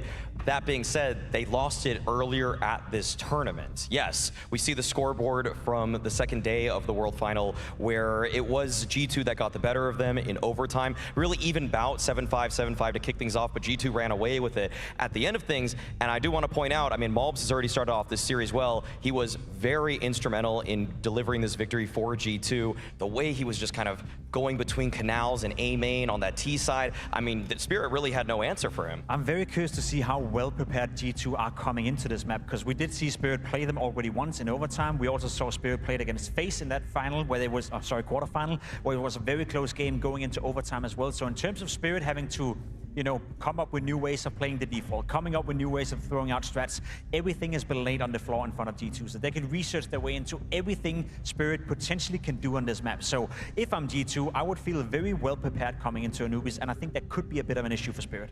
I think on Anubis, especially in that overtime, there was one man, you see it on the screen, Monesi, that delivered 4K. That was probably the highlight of the tournament. And I think that propelled them into, you know, winning that map and closing out the series 2-0, because after that, he was absolutely bonkers when it comes to communication. He hyped up the whole team, and it was just generally nice to see how much of an impact one simple play, well, I say simple, but it's really Monesi, so one simple play gets going for a team like G2. Well, he makes it look easy, right?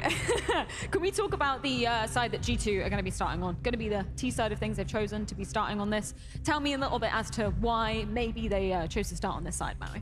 Well, I do feel like I just, last time I watched them, loved how Malbs was defaulting, the way that he was never caught off guard, because Spirit threw a couple different problems at him, trying to push through the canals, trying to push through A main, and he was doing such a fantastic job. On top of that, I think Hunter has his lurking potential just unlocked on this map. He's so good when it comes to picking apart the players on Spirit, and so he's kind of a bully too. And so when you have Malbs, who's kind of flirting with disaster on one side of the map, along with Hunter on the other side, feeling enabled himself, it's just, you never really know what's coming on this for Spirit side. Keep an eye on Nico. He will be the first point of contact in a lot of the rounds in middle, and guess who his counterpart is on the other side of the defense? On Spirit, it's going to be Dunk. Those two are going to go head-to-head in an awful lot of duels on this specific map of Anubis once more. And last time around, we did see Nico struggle a little bit. I will argue that Nico has a great idea of how to play the entry department in middle. He's often getting a lot of help from teammates in terms of utility, but one of the few maps where Nico arguably finds the least impact out of all of them when you compare them to Inferno, Mirage, etc.,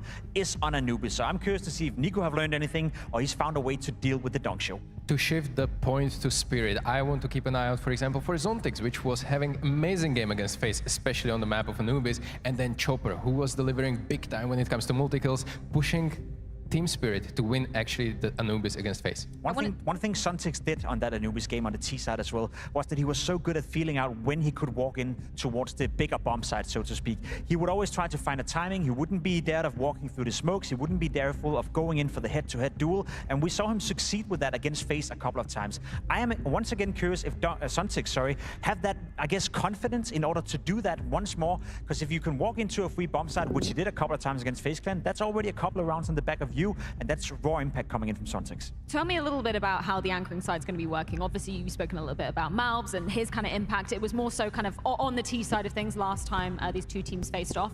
What about Zontix on the antithesis? Where is he going to be kind of moving around this map? If I'm not mistaken, I think Magix is over towards A and Zontix is on B for this one, or switch that, swap that, sorry, actually. Zontix towards A, so he's gonna be actually defending against Mobs, who again, just like, he wants to exert pressure. He wants to fight actually towards that side of the map. And that's the thing that's so scary, again, it's so scary about G2 is that because they just have so many pressure lurkers across their team, it's really putting a lot of burden on both of their lurkers in Magix and in Zontix. Well, gentlemen, we are almost ready to be getting this show on the road. Anubis between G2 and Spirit. Well, Singapore, here we are. It's the last ever Blast premiere, and even though it's our first time here, it's been an honor the whole way through. Thank you so much for having us. Yeah, the beauty of this, of course, a best of 5, is that we're going to get some Counter-Strike tonight. But Singapore, you never know when this best of 5 comes to an end, so make sure you soak it up. Every step of the way, every kill, every frag. You've been a fantastic crowd, world class, literally. And remember, the world is watching, so you put Singapore on the map tonight. And these players, they'll provide another map of action. Make some noise! We're going to Anubis!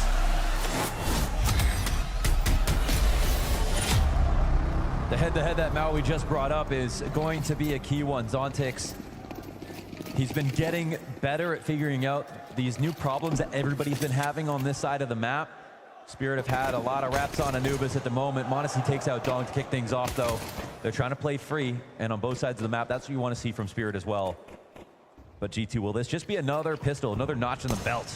Well, they split them back on Mirage, so Spirit showing that they can go toe-to-toe.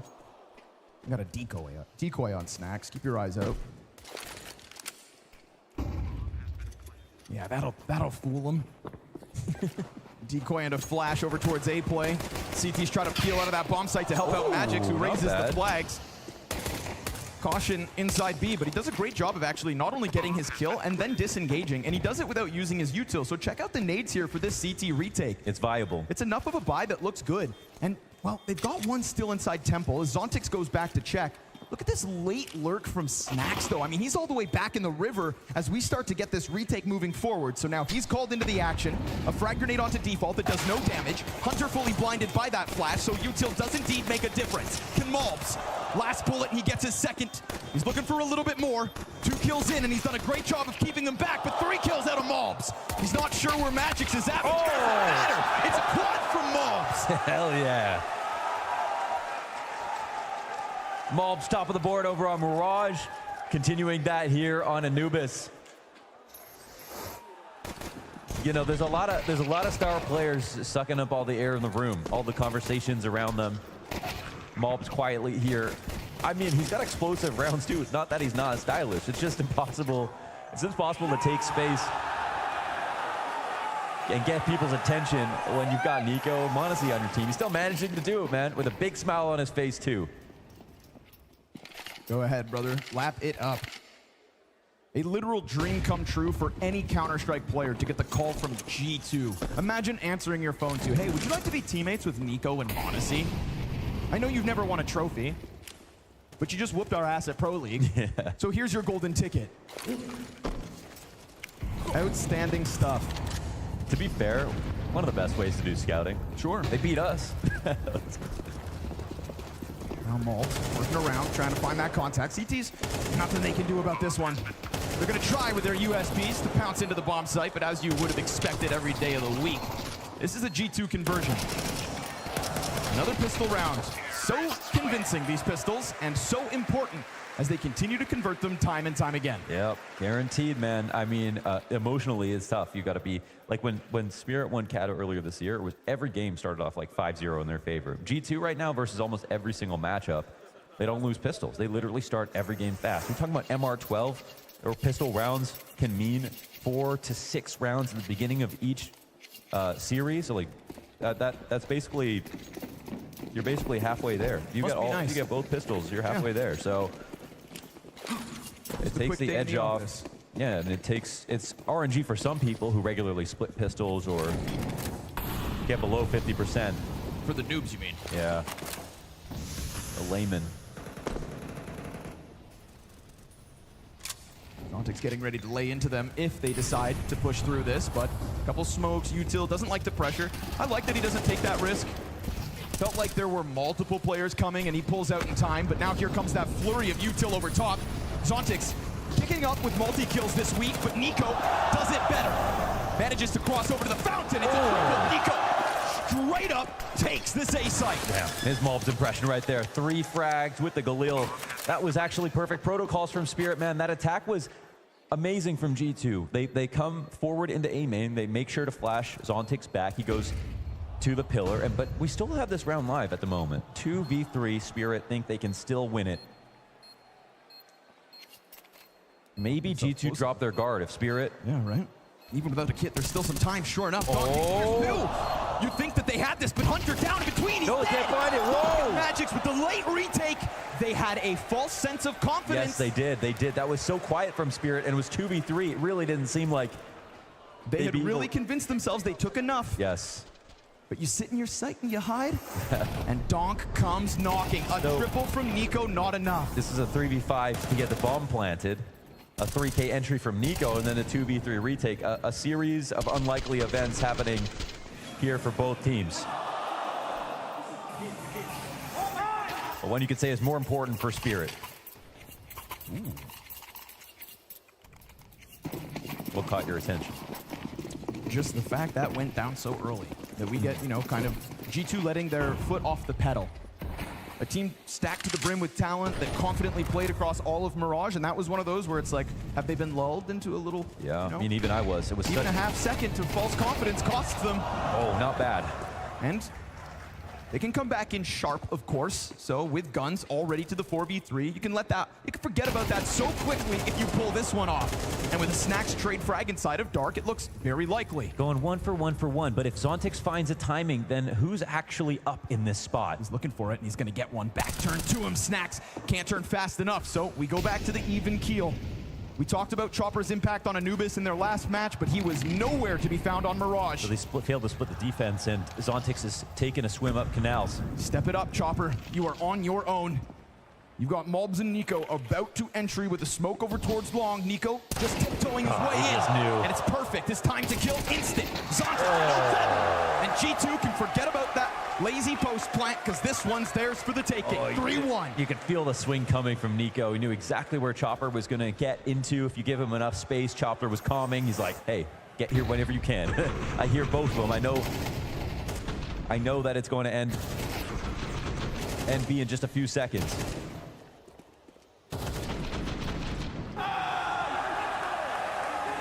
A little mistake in the round before. Everybody sits up a little straighter for that one. Yeah. And instantly into the double Mac 10 buy because they know exactly how much money Spirit have, and that's nothing. Easy read.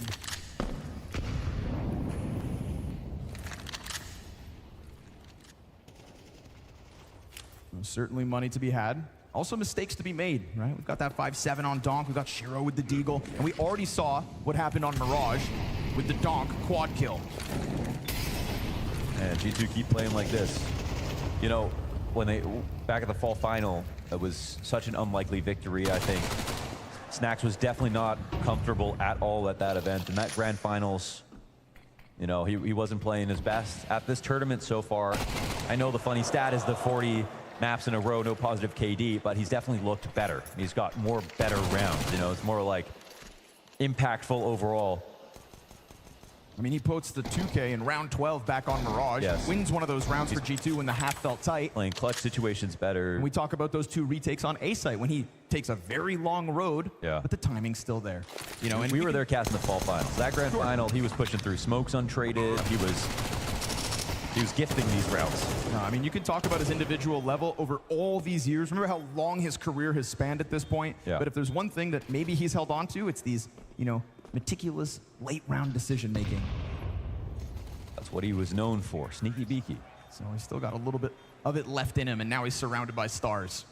Pistols in this one end up doing nothing.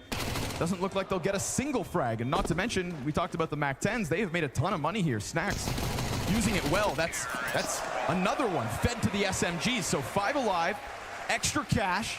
This is a hot G2 start. Definitely. I think G2 feel in control, man. They feel in control. Things have been going well. Mirage was actually a very difficult map to win. If you run that back, it was quite close. There was a lot of clutch moments. You had big rounds out of Spirit. He actually already did. Yeah, he did. Right, but that's before what this happens when you finals. start apologizing. Now you got to apologize for apologizing, and then you got to apologize again. Apology, Snake. Emphasis on the snake.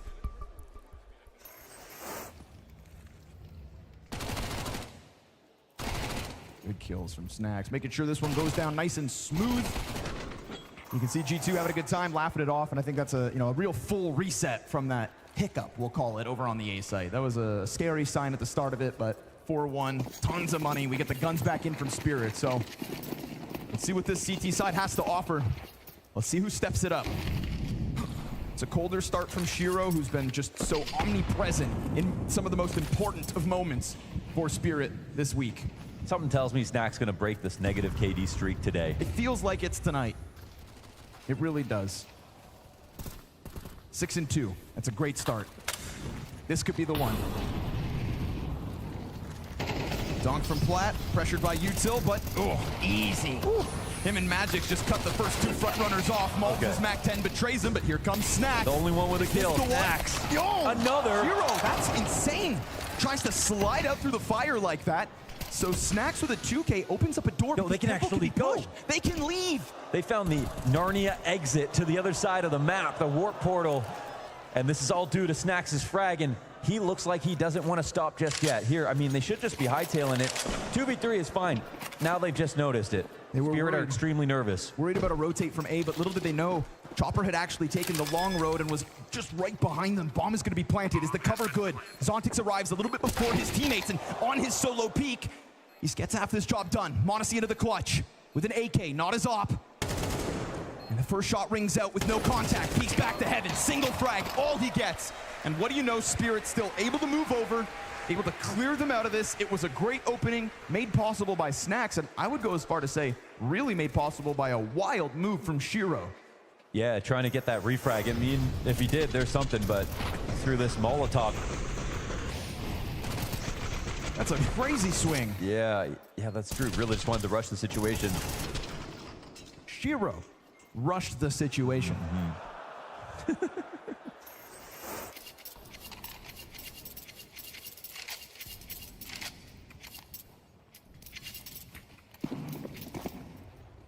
Snacks is carrying. I'm sorry, what'd you just say? Snacks is carrying. Snacks is carrying. Spirit did just win the round, but despite Snacks' best efforts. Monacy going in for the boost. There's a lot of responsibility on Chopper when it comes to the mid play for Spirit on Anubis, but again, didn't perform back on Mirage, absolutely delivered versus FaZe on this map. There was a lot of Chopper versus Kerrigan, kind of in-game leadership, dueling it out on top middle, and sometimes, like this round, he starts it off alone.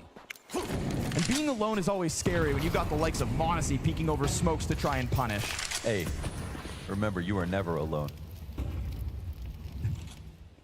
Hey, brother.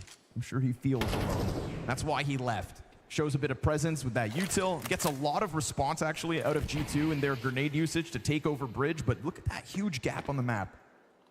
You know, we had criticism on Spirit and some of their A plays when these two members, the guys who are in place right now in Zontix and Shiro, get isolated like this. This is where the insecurity breeds, because right now, if you look at the map, their fog of war, it's the T's that could be anywhere. Ooh, trying to juggle grenades, but to be honest, this is fine. He hits that. I mean, it doesn't kill him, but he'll get cleared away. Enough. That's enough damage.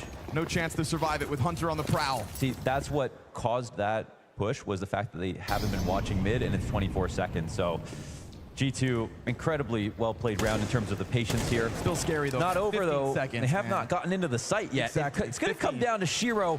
He could put on a clip at the moment that could shut this all down. 10 seconds, they got to rush for this plan. He's sitting behind the cake, ready to swing. Bomb plant right there. He's done it! He's done it! He's done it. They can't plant. He's actually won the round. In the grass, Shiro sits back, and the round gets delivered.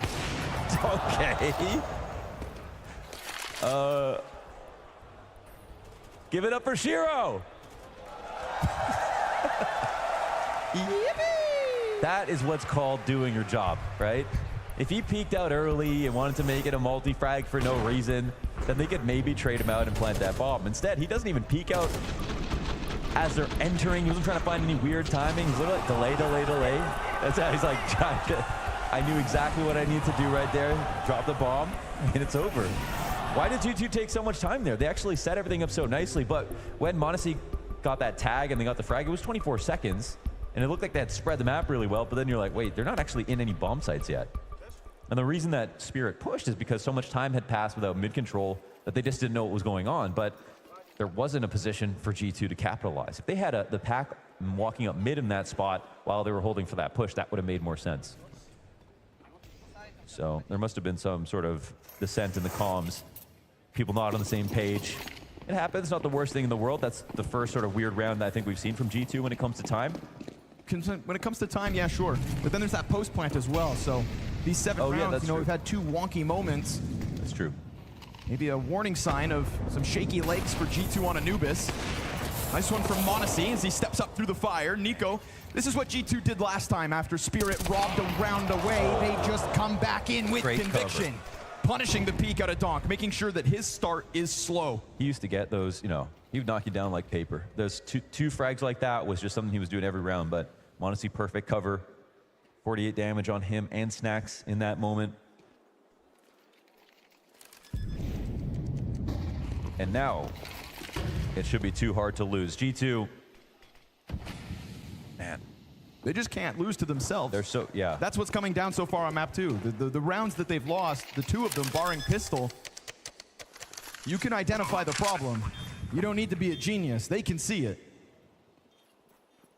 That's a bomb plant. They are so good at finding early fights here on T side. Sometimes that takes a long time, and you get E-box control slowly after some nades and mollies go back and forth. Then you finally get that one duel, and then you split B through main, or the full B, a full A attack after a default. But you don't really get that in this matchup. It's been G2 finding that raw duel early on in the round. It's not even, you know, an opera boosted in mid to fight another guy. It's on the sites, like on the sites really early.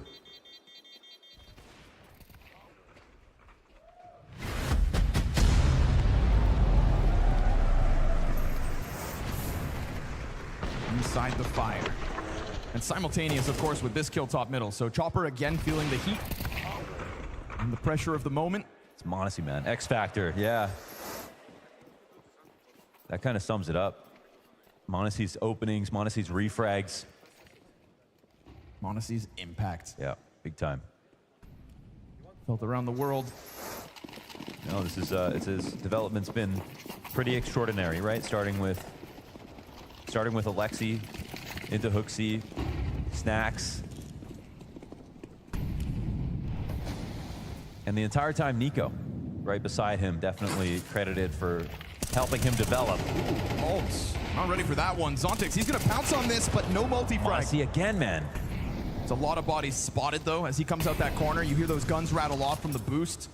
Really thrown into that pack of wolves. Poor Zontix. What's the move, though, for Spirit elsewhere? Yeah, you can see double MP9 into dark, but how dangerous is that flank with those guns? Like you said, he just saw so much, and we've had some rounds in this tournament where G2 have not given the map a lot of respect after a moment like this, where they haven't gone back to make sure flanks aren't pushed. They just try to re-exec after a certain amount of time, and it ends up looking just so obvious, essentially, what they try to do. But here, it looks like they're going to make sure that their T's are crossed, their I's are dotted, and the map is secure once again. It also, still over and around a minute, means that they could attack the other side, and Spirit have to respect that themselves.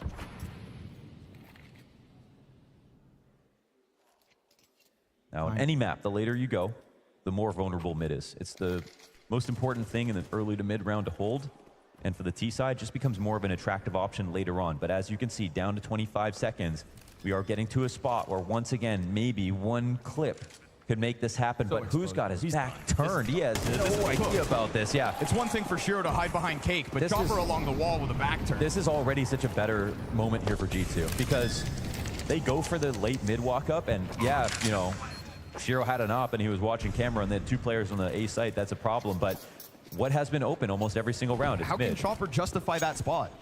You know, we talked about that post plant earlier from G2 when 3 players kind of got lazy. Yeah. That's what this feels like with Spirit's side. I mean, for him, like, if they're not going to go ahead and also re-clear the rest of the map after spotting them a main push, then they're going to have to take some kind of risk.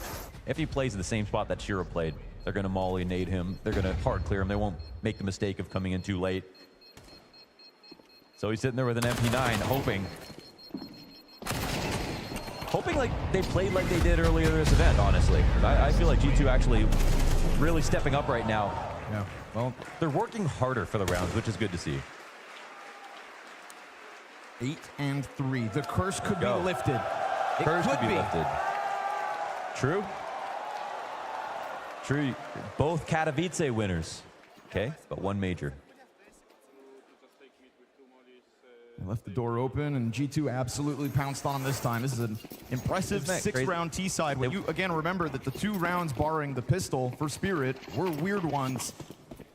There's a world that's 8-1, easy. 10 years apart. Still sharing the same server. Bless Counter-Strike. M4 for Shiro, of course, last saved weapon of the last round, so Spirit limping into the 10th. We get Snacks just cruising, leaning back as Shiro tries to weaponize the one rifle. And now that it's been spotted, we'll see this shift through mid. Nico sensing that there is space to be taken, and why not? There's really not been any kind of pressure coming out of Chopper in mid. That was a key piece versus FaZe, and he has just not felt it. Neither of G2, no threat, no issue, unless Shiro finds just the perfect timing. If somehow these USPs slow down Nico, then that M4, yes, it will strike! Shiro gets 2 kills in mid. What? Guns offered over. He gets out of the off, tracks one over towards Fountain, but then he misses. And in that miss, it's a crisis. Mobs with 3. Oh, Shiro nearly put together the sequence that wins the round, but on his main weapon, misses the key shot. A 7th for G2. Disaster averted again. Sketchy situation there for Shiro. I'd love to see how he ends up getting not just 1, but 2. They had left somebody lingering in mid to watch that smoke.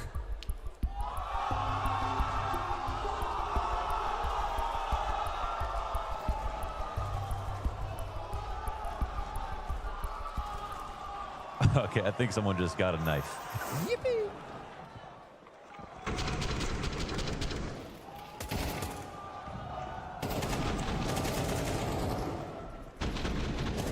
Mob saving the day, but of course, unarmored. A little sigh of relief there. It's not going to be added to the pile of weird rounds. It's a tremor, but not an upset. Opportunity waning here for Spirit's CT side to impress us. Yeah, this is quickly getting away from them. And I mean, Spirit are the one team to ever reverse sweep a best-of-5 grand final. They did it, you know, no crowd involved. They did it, that boom, in Dubai. Just before the year turned. And that was all about Donk. It was a best-of-5 that ended on Anubis. This would be a step up in challenge. I will say that did show a lot of resilience, though. They just took it one map at a time, and it was versus Virtus Pro, a team that it's like chewing on granite to try to beat sometimes. Zontics love this timing. Yeah. Yep, he just steps out on the nade usage. Moment, man. Good. He's got excellent protocols, obviously. He's had to step it up, right? Oh my God, the amount of B main swings that they've tried this time, but we've seen him step up into Donk's shoes when needed, and this is another one of those halves where there is slack to be taken for someone on Spirit. We got full utility here, perfect flash cameras wide open, but they use it to walk the cross. No one's spotting this. They do it slowly at 30 seconds. This is a big tactic. No, like Spirit have no idea that he tried this. Donk is about to see him. Oh. Sees it, so he can take his time with it. He can't support A site for now, but that's all right. They've already moved to third. Wait, he doesn't know what Nico's done. No, he doesn't. Can he figure this one out? It's such a weird way to Magix split. is coming back at the same time. That's God. fine. He at least says there's the possibility that I've lost him. Meanwhile, Zontics is not able to get another kill. We go to 12 seconds on the clock, and Hunter gets killed. Magix doubles back in time. We've got 2 on the site. m0NESY 100 health supported here by Snacks. But he's got to plant that bomb. And while his hands are busy, Snacks has to cover. Over towards heaven. He'll fall, but now m0NESY back in with the gun. Don't let him towards long, and he just can't finish. Magix comes out to close this. Magix, a key piece this round. Absolutely. Caught the Nico flank. Denied the clutch. You gotta be careful with Modesty, man. Nearly found a way to win that round. 10-second stick comes down. And you know what? When all said and done, it's 7 rounds here for G2, but the half's not over. 5-round CT side Anubis is not bad at all. Wow, this was actually such a great play in terms of the timing flash from Snacks to help Nico walk by when they could have fully threatened this split. And Nico's sort of unorthodox wrap.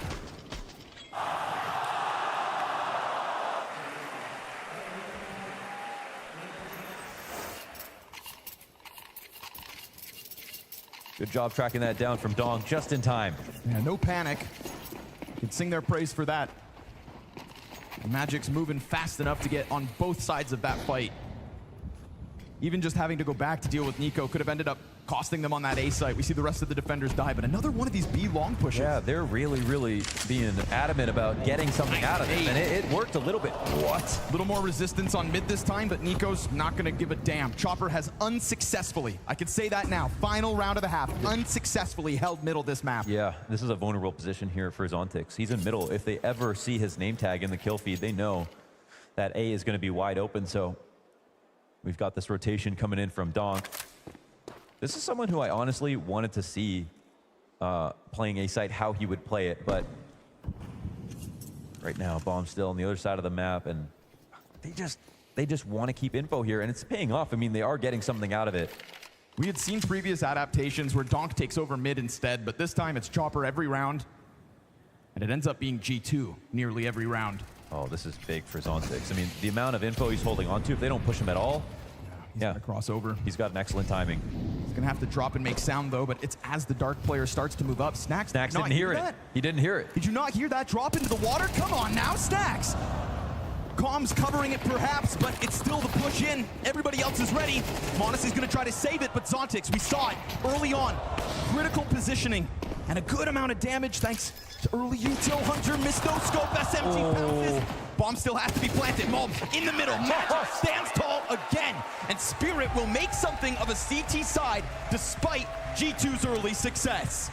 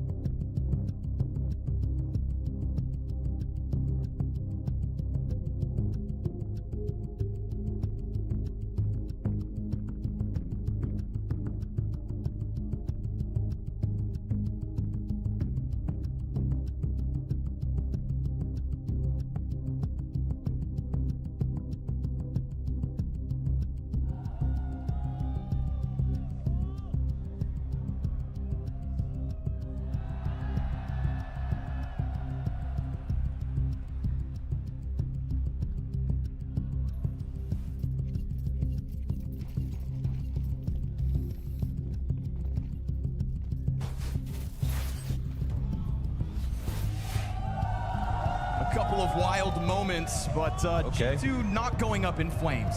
That's more. Damn, I thought there was the one piece of Spirit propaganda there. Nope, ended up being more G2 propaganda. But you know what? 5-round CT, even though it was a little bit messy that one half, it was always going to be messy. That's enough CT rounds. They can still win this map, Spirit. They're looking to break the curse. Snax is on his 40 map, no positive KD streak, looking to break that today. Spirit also putting himself in a position to break their 7 maps in a row loss streak to G2. Maybe we can do 2 records at once. Quiet out of the gate, but he's looking to hunt. Oh, Shiro. Same way G2 opened up the pistol in the first half. There's no doubt in my mind that this T side could start to give G2 something to have to deal with. Make them work. The moment we get this big uptick between maps for Nico, that's huge, and it comes at the cost of Donk's performance as well. Pistols and G2, we were talking about it all week, but they split them back on Mirage. Can they split them here as well? It'll be harder as Chopper goes down. Hunter though, he wraps up! Looks like no. Shuts down the dark split, and poor Magix, who certainly delivered at times when needed, has a massive ask ahead of him. They will step forward. The brothers side by side. G2 take a pistol. How many times do we have to say it? These guys are just too good at pistol rounds. It's unreal. Snax even got his to return from the 5v4. Tap. Just like that from Shiro. Sent a shiver down G2's spine, no problem. Dark is closed. I need to know if Hunter is still calling the pistols. There was a point in time when Hooksy was on the team, Hunter was calling the pistols. We learned about that. Haven't checked in. Has he just mastered pistols? Is that what's happening? Well, you better hope so. Go pistol IGL, Hunter.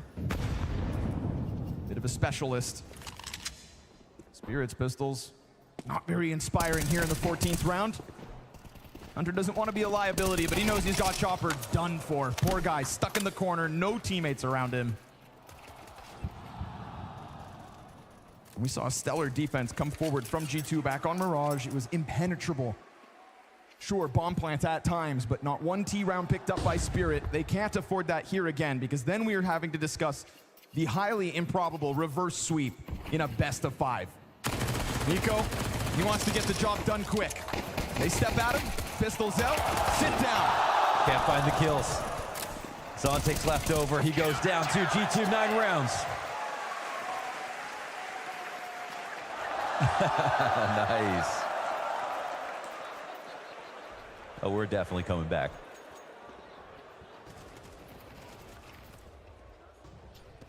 We're gonna have some thinking to do. Nico 18 and 10, man. I don't think Chopper should have to be the one to find impact, but statistically, the 2 players coming into this map specifically on Spirit, Shiro, Donk, the only ones with a above 1.0 rating. And it's just not there, and it wasn't there versus FaZe either. Oh man, it's just gotta be better. It's gotta be now, but they're already down a man. This light buy tactic just to swing B main quickly. They have MP9s. Nico finds Chopper in the smoke. I mean, you can't catch him off guard right now. It's one of the contrasts between these 2 teams setup. You have Chopper playing mid for the CT side of Spirit. You've got Nico there when things switch over. Who do you think's gonna have a hard time? Who do you think locks down mid and sets up Snax with ease? This is it, man. He's 12 and 6. From middle into the back of the A site, Snax is taking up responsibility here on Anubis. Double digits lies right ahead of him, and poor Zontix will try to flush him out from behind that bomb site, but you know Nico's gonna swing. And as he does, he dies. It gives it a slight chance, but that duo in Monacy there to shut it down. Nico or Chopper in mid? Yes. Who do you pick? I know. At Nico and like Shiro and Donk obviously need to play better if they're gonna win Anubis. It just has to be them. It has to be.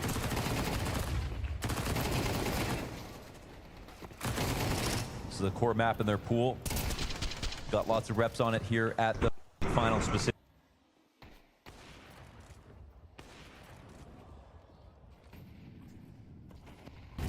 And as we reset, we've got Spirit staring down the barrel of Tech 9s. Hope fading quick. Spirit, they need something of an X factor like that Donk 4K, but Can it even happen? m0NESY so confident. He's got Berettas out. But he's got to be careful because he's losing teammates. A Hail Mary ×2. Nothing connects. We saw immaculate op play from m0NESY on this very bomb site mere days ago. Snax not pressured just yet, but he's going to have to wait this smoke out. And when it eventually comes up, there's somebody sitting, waiting for him. Of course, Kit's on the play, no problem for that. You've got firepower across the board for G2. You'd think retake should be good. Shiro wasn't able to get his hands on a better weapon, Can't but catch him off right now. Sure as hell was. And so his AK is looking to swing.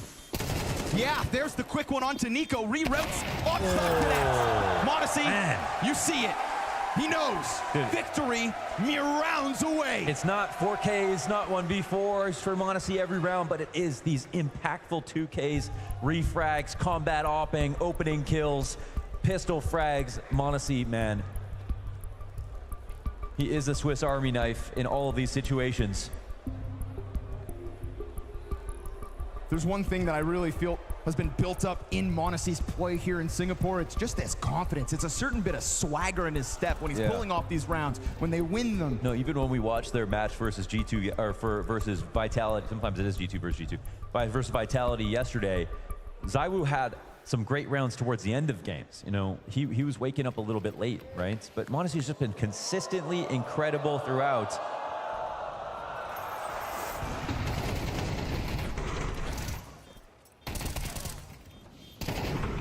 I really do think that has rubbed off on him from playing next to Nico. You sit down next to Nico, who we know puts his heart and soul into every single round of Counter-Strike. You could even argue the reverse stats. m0NESY gives him life too, you know, longevity and hope. Without that pair, you know, they wouldn't be sitting on 2 victories this year. There's such unlikely tournaments to be able to win, and it's just because they're sitting next to each other as 2 top 5 players in the world.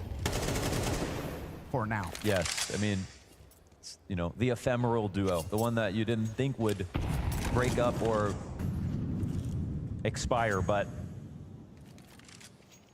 in the time that they played together, have already done incredible things. Kato, Cologne, Blast World Finals, Blast Fall Final. Nice timing. Zontix kind of scares Snax for a second. Nico is met by utility, and how far back does he want to go? This Chopper, 3 kills, 14 deaths, continues to be used as the tip of the spear in mid. It's a quick reroute though, down off the bridge. Taking up a position in dark will be Donk, and then we get that 3-player setup outside of A, so 40 seconds. Spirit playing down time somewhat. We had seen contact offered by Snax to Zontix, but now that op pushes so much closer. m0NESY is going to be in a critical position as this execute is very light on nades, but the flashbangs could still find their marks. Or do they try to come in more unannounced, right?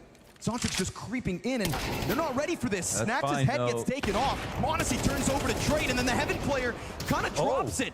And then Chopper's able to trade. So it's a single frag from m0NESY and a missed chance out of Nico. They don't have a molly for Heaven. They've got to just walk up. 10 seconds on that clock as Shiro Nade's gets the bomb down. Nade, it almost kills him. 3 health makes the difference. Nico, Hunter, side by side. And they the can Kovacs brothers having to do this alongside one another. They don't know where Donk is. He's coming in late from mid with Magix, both of them on the same approach, and Magix much more low. Bomb on the other end.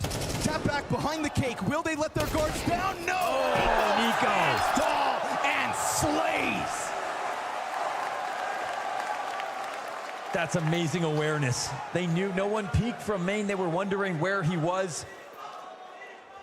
They went for the double take on camera. They were correct. And they win another round, another close situation. If you want to talk about winnable situations for Spirit, this was one of them, and there have been many. It's not as if they're blowing 3-on-2 situations consistently, but they are losing all the 2v2s, all the 3v3s. There's simply no X factor tonight. We've seen it in Singapore. Yeah, the kill. Spirit brought it to the table. How many Shiro clutches do you want to talk about? Kill say everything. Everybody positive on G2. Everybody positive on G2.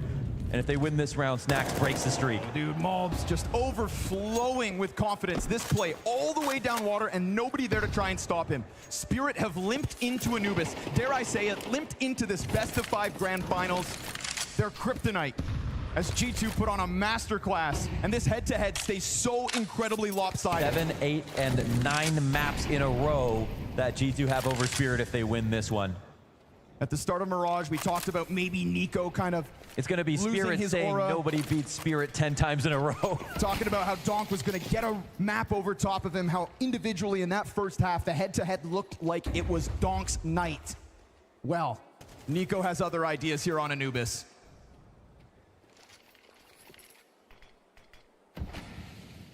Monacy holds his angle. We have to announce the close approach. But I will say Spirit have been tricky. And they have played down this clock, and they'll do so yet again. But Chopper, empty-handed all map long, just gets caught standing in the doorway. About to finish this map 4 and 16. A total contrast to what he provided on the last Anubis. A huge talking point from our desk, and a well-timed peek out of Snacks. Call that the last nail in this coffin, because Anubis could not be more lopsided. Shiro, the lifeline. We talked about his clutches, but this time doesn't even plant that bomb, and the confidence spills over. G2 one map away from a championship in Singapore. G2 hungry to put on a clinic tonight and looking to close this best of 5 in 3. One more map separates them from lifting that trophy, and once again, Jacob, it was a clinical CT side to make this look like it was all going in G2's favor all map long. A very scary looking G2 right now on the stage, giving handshakes out to the management of G2 as well as they will leave the stage. As you said, every single player from G2 in this game had a moment where they were the difference maker, and as you can see on the scoreboard, our boy Snacks, who's been a point of conversation for a long, long time, had a very impactful game and a very strong game as well. Right now, G2 is looking like a team that is about to take this final 3-0, and you can hear the crowd as well. He's ending his streak of 42 games not going positive KD, and he's doing it in style. Wow. I'm so thankful I apologize. So glad. My turn. He did it. He did it. Honestly, 42 games? Okay. That's the answer to the universe. Those that know, Freya. If you know, Stiko. Absolutely. I mean, it is so good to see Snacks coming back like this. At the final as well, best of 5. Second map, and he's delivering. You can see that majority of these kills were actually, you know, when he was taking a lot of space with Mac 10. Yes, some were, those were eco, but he had one round actually in particular where he was going, yeah, this is one, where he was opening B-side completely by himself, and eventually it got into a clutch situation which they could have won. But, you know, all in all, Snacks, damn, this was a really, really good performance. I'm so glad that it finally did end, and at the pinnacle point that it could in a best of 5 grand final. But we have to give flowers to, I mean, we could basically give them to every single other member of the G2 squad, but of course, Nico shining brightly. And we know the extenuating circumstances, Jacob, around Nico right now in G2. Allow me to get emotional for a second. This could be the last time we see him in a grand final in a G2 jersey. Yeah, there's no guarantee that we ever get to see Nico on a stage in a G2 jersey again. Obviously, with the major coming up and with G2 playing like this, it's likely to think that they will be part of that major playoff, but no guarantees at all. We've seen worse things happen coming into those big tournaments, high-pressure moments. If anyone were questioning whether or not Nico is committed to G2 and still committed to winning tournaments and doing his absolute best, I hope those fools out there are thinking to themselves, I never should have thought that. I feel like G2 and Nico on this map in particular just knew they were so good to win in so many of the different spots on the default there. The fact that Nico in so many situations was able to trade, but not even just these kinds of rounds where he's multi-fragging, but when he's going into middle, knows that it's his counterpart in, Chopper? Come on, like that's not even fair at that point. So Nico was taking so much space so well, and on top of that, good late round from him and Hunter to close things out. I feel like he's just the complete package. He has been, for so many years, the best rifler player in the world. Donk's giving him a run for his money this time around, but I think Nico is coming back with a vengeance in this series. Allow me to add an extra layer to the praises to Nico. We said coming into the game that last time they played on Anubis, Nico was having a strugglesome game. He didn't find too much impact. He was being shut down from time to time in middle. And then he comes into this game, and that's the thing I want to praise about Nico. When do you ever see him play the same team or the same map 2 times in a row without rethinking what he did the last time around and then come in with more impact? That's a clear sign of class, the fact that he's able to localize his own weaknesses, be like, okay, last time I played Anubis, I did X, Y, and Z. That didn't really work out. I have more tools in the toolbox. I can also play it in, you know, a lot of different ways and in a lot of different fashions in order to find more impact, and that's what he does. You never see Nico have 2 bad maps in a row, and that is one of the clearest signs of how strong he is at coping with it. That was a question that I did want to pose to you, Stiko, because obviously last time around we did cover that Spirit versus G2 game in the group stage. G2 did come out on top, but it wasn't without Donk making Nico bleed at points. Did you see him adapting, overcoming in this map anywhere in particular? I think that Nico Donk matchup in this map wasn't as strong as previous one, and this attributed again to the point where middle player with was Chopper, and particularly for that first side as well. Like Nico was floating around the map a lot, and he was looking for different duels, and yeah, it's just natural. He was at the right time, on the right place most of the time, and it was just, I feel like, reading the game. He was always impactful, and you cannot really get 140 ADR by just playing your spot. You will have to move around and try to duel multiple people at once throughout the round. Obviously, we're singing the praises of G2 a lot, you know, off of the back of what has been another stellar CT side. But Jacob, that wasn't to say that the first half wasn't at least a little bit competitive. No, and that's what I want to point out with round 7 right here. It wasn't the most flawless game or the most flawless start to the game for G2. You see it right here in round 7. It was still a competitive game. It's still Spirit having a decent shot at making this game competitive. Shiro is now playing this position with 12 seconds left. G2 is maybe a little bit nonchalant in the way they're attacking this bomb site, allowing themselves to run the clock down to a point where all Shiro has to do is kill the bomb planter. And that's exactly what he's doing. And you could see on Shiro right there in the player cam, he was screaming to his teammates, stay alive, stay alive, stay alive. As you can see right here, I've done enough for that. I thought at this moment when he made it 4-3, listen guys, we're going to have a competitive game. We're going to have a game where G2 is not going to play flawless Counter-Strike, where Spirit can still fight back, but this is the last moment in the game where I actually believe the Spirit could do that, because from this point and onwards, it was G2 all over. Yeah, it definitely wasn't the story as we moved on into that second half. Now, you might be able to see, just behind me over here, Magix is still staying in the booths to be practicing. We obviously picked your brain a little bit about this, Stiko, in matches gone by. Maui, do you have any takes on when a player chooses to do this in a grand final, you know, evade that team talk, stay and try and get your aim back on point? Hey, I don't want to be rude to a legend, but I mean, the one guy that I feel like did this the most was once Get Right was on his downfall, okay? I'm just saying, hey, I'm just harking back to what I'm remembering throughout history, and okay, just practice. He's just practicing nades. Smokes. He's not even practicing warming up. He's just doing nades. Okay. He's a support player. Oh, okay, okay. Hey, we did notice actually on Mirage there was one round where he actually missed a couple of smokes, and so, hey, if you need to take this time, take the time. Like, okay, because those smokes that he missed actually did mess up the whole round and all the progress. Like, he missed a window smoke, he missed a jungle smoke. Like, yeah, Magix, get in there. Hit the smokes. Hit the smokes. You liking this one, Stiko? I mean, obviously, I found myself sometimes before the game where we especially run some strat that we didn't prepare necessarily for the event, but we created it as the event evolved. Special counter to the team that we were playing specifically is some kind of a smoke pattern that we are not used to. And maybe if I'm tasked to throw that smoke, I better be sure that it's hitting before the game starts. I just love the mentality. He's having fun with it. You know, he's playing to the cam and still in the game. And despite being down 2-0, they've been there before, Spirit, so he's still having a good time. Pimp, would you want your whole team though to walk away with you? Wouldn't you want all 5 of your guys to just go out with you? Like, I understand that he's practicing nades, but what about the team huddle? What about the camaraderie there? I've made my opinion on that pretty clear throughout this tournament. Yes, I think it's better to have everyone out there, you know, to synergize, to have the conversations, to add in. I will say there's different players who have to be there, and there's certain players who maybe can allow themselves to sit around. Magix, not the most vocal player, not the secondary caller within Spirit, so you can allow him to maybe sit around. But let's say that Nico is having a rough game and he wants to aim his aim up, you know, coming into the second map. That's never going to happen. He's going to be part of those conversations, so it's different rules for different players. Production have just given me some insight that he was out for a few moments with the team, did come back earlier than the others, so we can see him exiting here just after this map, but yeah, chose to come back early. Maybe that was a call from some of the other members of the team. Who knows? Let's wrap up the conversation about the second map of Anubis, though, and talk about some more individuals on the side of G2. Malbs, obviously, your homeboy, Maui, he showed up once again. I mean, he's really igniting in this grand final, and it's the perfect time to do so.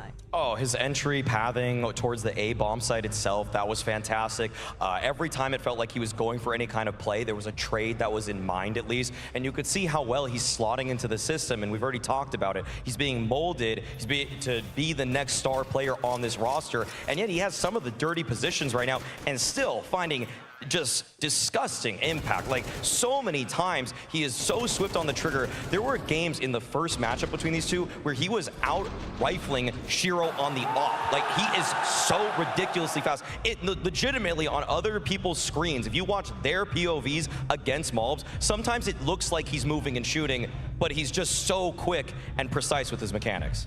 And as I have to say, again, we are keeping repeating throughout the tournament, but the impact on his pistol rounds are actually pretty damn insane. And I think on the reason that first map was rather close when you look at the scoreline was because Spirit was finally able to get the first pistol round on the board for Anubis. They lost both of them, and it wasn't even competitive. He was the one question mark coming into this grand final. He'd been a little bit up and down in this tournament, maybe haven't had the best of times so far.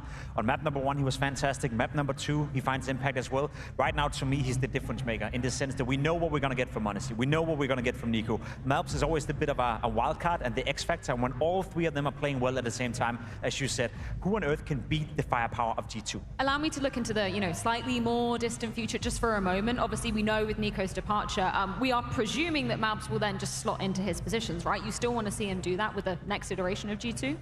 Yeah, definitely. I mean, it always depends on what the market looks like, though. I think that's the one question here. I would love to see that. I feel like his skill set is perfectly suited to slot in for exactly all of the spots of Nico. He even played most of them on his last roster.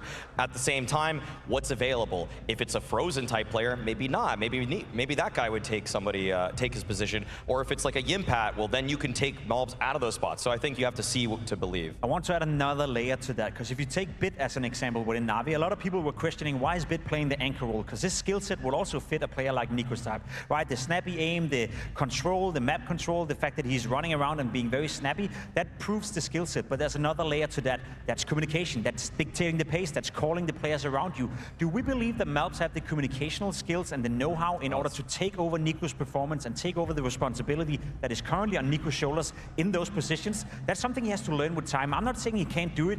Obviously, from a mechanical point of view, he can take over those roles, but that's not enough. You heard Blade say it as well. Bit cannot play the roles of Emma, even though people were calling out for that, because he can't communicate as well as Emma. The same could be the case for Malbs and Nico. Now, just on the flip side of things, Deco, emotions on the side of Team Spirit is something we've been talking about a lot. So far, up until this point, Shiro has been absolutely lapping up the crowd, been playing with them, been shrieking like a little girl. Now, we see those frustrations coming through. Is this a worrying sign? This was Team Spirit psychologist that we've seen on the talk there between himself and Shiro, and I have to say that, well, they've been looking different so far this final, and it comes down to, again, what we're saying. As players feel on the server when it comes to individualities, that's going to reflect in the, body language, the screaming, the energy they're putting out. And to the degree you can make it consistent and kind of fake it till you make it, but so far we haven't seen the same energy coming out of Spirits compared to the semi-final we've seen yesterday. To me, that looks like a Shiro that's a little bit disappointed, and maybe not himself, but the teammates and the communication right here. I think what he's saying, without knowing obviously, he wants more communication. He wants a little bit more from his teammates, maybe a little bit frustrated with how it's going and the lack of communication, the lack of desire to win, but I wouldn't, say by watching Shiro, it's not like his body language is negative in any way. It's more so frustrations, it's more so maybe demanding a bit more from the teammates. And then again, who can fault them? The last 11 maps these two teams have played against each other, G2 have won 10 of those. So if you're in the head right now of Spirit, if you're in the head of Shiro right now, you probably feel a little bit hard done by. We can't seem to beat G2. What's going on? Yeah, I mean, I like that you bring up that he wants something. I mean, really, just in the short shot we got of him, he's doing this. And all I know is when people doing this, they want more gabagool. They want some more pasta. Where's the carbonara? Stico, I wanted to just pose a question to you with, that curse looming over the head of Spirit. I don't know whether you've ever been in a similar situation with a team that you just could not put to bed. How do you think that affects a player mentally when it's like, every single time you go up against them, you always seem to fumble? It's so much pressure. And if you guys remember when actually G2 finally beat Na'Vi in full finals Copenhagen, they said that no one beats G2 10 times in a row. It's a similar storyline is actually evolving here between G2 and Spirit, where G2 are kind of handing the good beating towards Team Spirit. And I honestly think that the pressure is definitely seen because Hunter, as soon as he made that statement, you can feel that the relief that he had off of his shoulders. And I think it's slowly building up on Team Spirit's side. Well, slowly and steadily, hopefully for Team Spirit to be battling back into this one. And they're going to need to do it quite fast, however. Dust 2 is awaiting as our third and potentially final map if G2 have anything to do with it.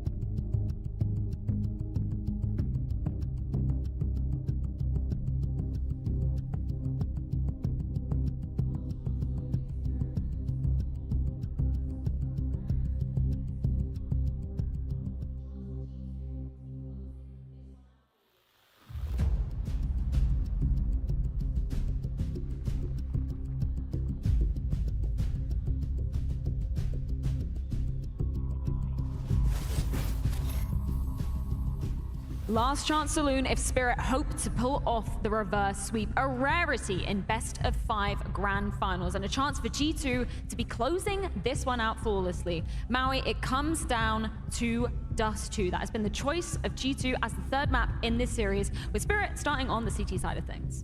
And G2 have been looking brilliant on this map, Freya. The victories over Vitality, 2 in fact, Na'Vi, Spirit themselves. A weird loss to Heroic, but we know that G2 weren't themselves in Rio. So I'm gonna discard that one and just look at the bright side here. G2 are simply dominant on this map on the T side. It's one where the simplified playbook, given the nature and how familiar we all are with the map, plays into Snax' skill set, where he's able to intuit what he wants to do in the mid-round with much more precision than he does on some of the more complicated maps. It's very hard right now to find an argument as to why G2 wouldn't be able to take this final 3-0. I agree with you, I echo with the sentiment. G2 are looking like a very strong force on the map of Dust 2, especially the pacing coming in, and then again the CT side. We prefaced it coming into the game. They have the best CT side at the tournament. m0NESY and Long, Nico playing the rotation and CT spawn. It's such a strong duel. So if I'm Spirit, I'm gonna try to contest the B-bombs. I'm gonna try to contest Snax and Hunter, but we've seen them in this tournament do a pretty good job at shutting down that bomb site. So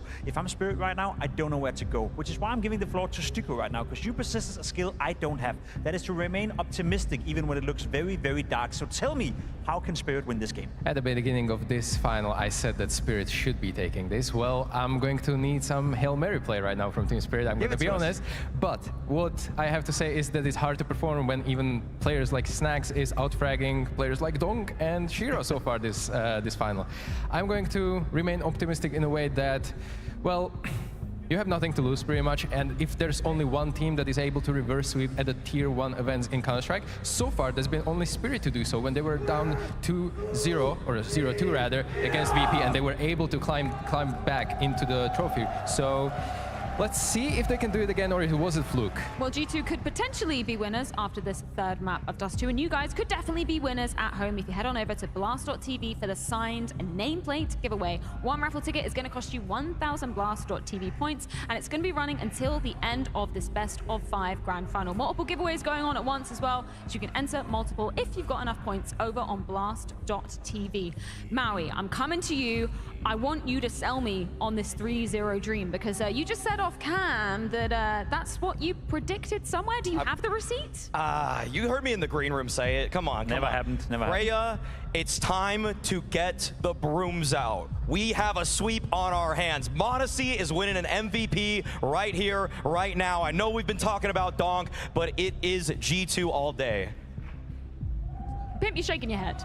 I can't argue against it. I don't know what to say in terms of, you know, believing in Spirit winning this map. I think it's going to be G2 all the way. I think m0NESY is going to win the MVP as well. And if anything, it opens up the conversation as to who has been the best player of 2024. So I'm all for it. Give me that 3-0, give me that G2 victory, and give us hopefully a competitive but good map. Tell me what we're expecting from that G2 T side of things to be starting things off. I feel like we could say the obvious and say m0NESY showing up and cheering on the crowd.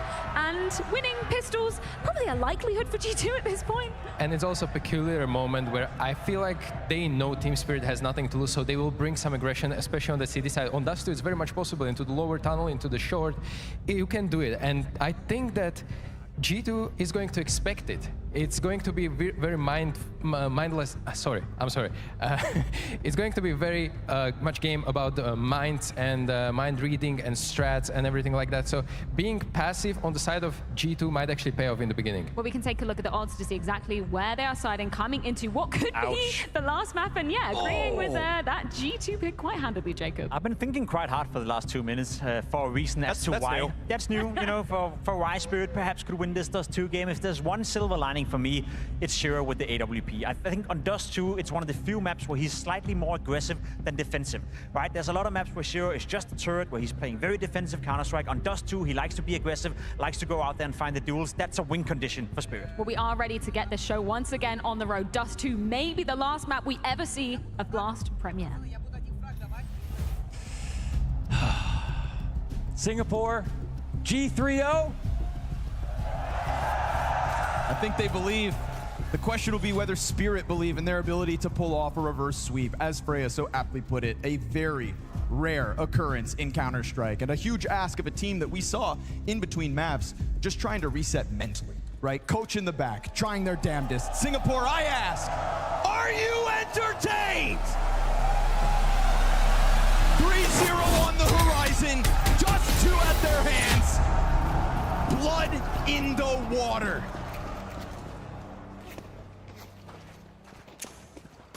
Maybe you wanted it to be closer, but it's no secret that G2 are the fan favorites here in the arena. And Max broke positive. Their streak goes to 9 versus Spirit in maps. They might be able to 3-0 this damn series. What a statement that would be. G2 looking for their 3rd chip of the year. They're not a perfect team, Spirit, but this is so lopsided every time we see it. Donk, can you do it? Isn't able to shut them down with a double kill. Zontic's back plat pressure here from Hunter. Nice headshot. Just shaves it over top of the ledge. Chopper in the heat of battle. Players low. Doesn't matter. Mobs comes in with further impact, and Magic's just trying to run through that CT spawn.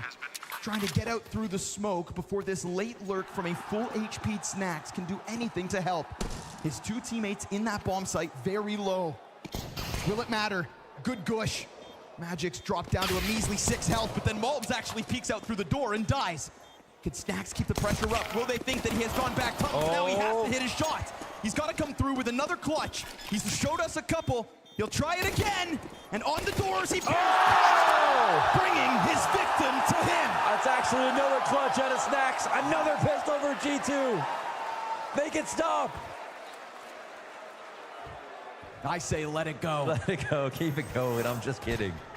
Oh my God, these guys on pistol rounds.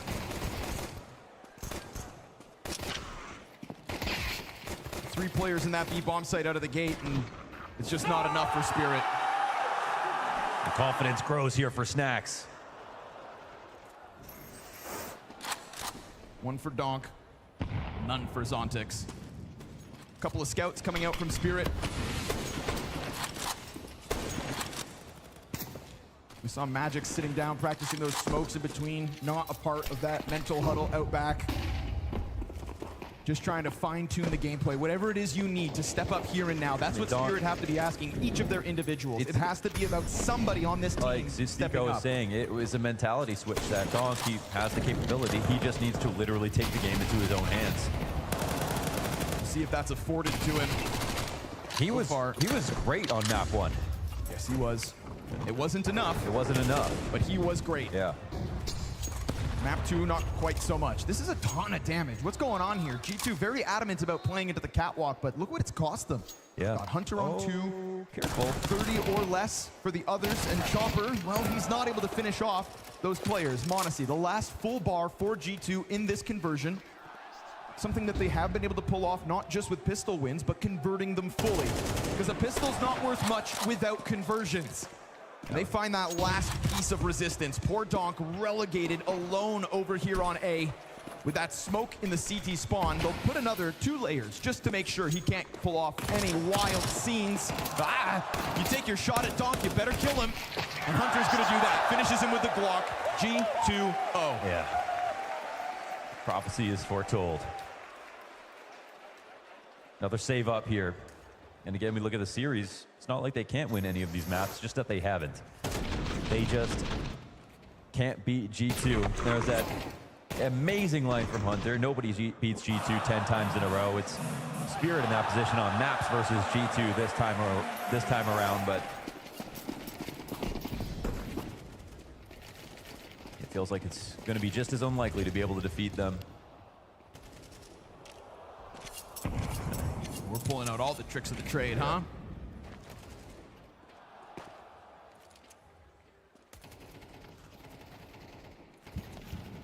Be a fun way to get him back a bit, but I think it's going to take a lot before Spirit feel like they got that mental edge shaken off. Pistols trying to prevail with the tunnel clash. Nothing here for them at all. Just going to tear him up, and G2 inching closer and closer. You know, there will be a T-side here for Spirit eventually. What the scoreline looks like before we get there is a huge question. Yes. But the follow-up question will be, can they win a single T round in this best of 5? 2 flat halves in the first 2 maps. No T rounds. And that's going to be this looming question over top of them that can only be answered 12 rounds from now. In the second half, or they'll inevitably be playing. 3-0 start and Spirit's guns come through. Shiro on the op right away. Will not be able to find m0NESY on a sniper. It's rifles across for G2. And it's been a team that's playing with a pace and a type of tethering that looks like they're 2 maps up in this best of 5. There is swagger for G2, but them running around rampantly feeds Shiro the opening kill. It starts with tactics, it turns into strategy, it ends with headshots. Spirit missing on the third front last map. You know the ideas are there. They have the game plan. They played these maps. G2 just have more confidence right now. G2, winners of the World Final last year, looking to make it a double.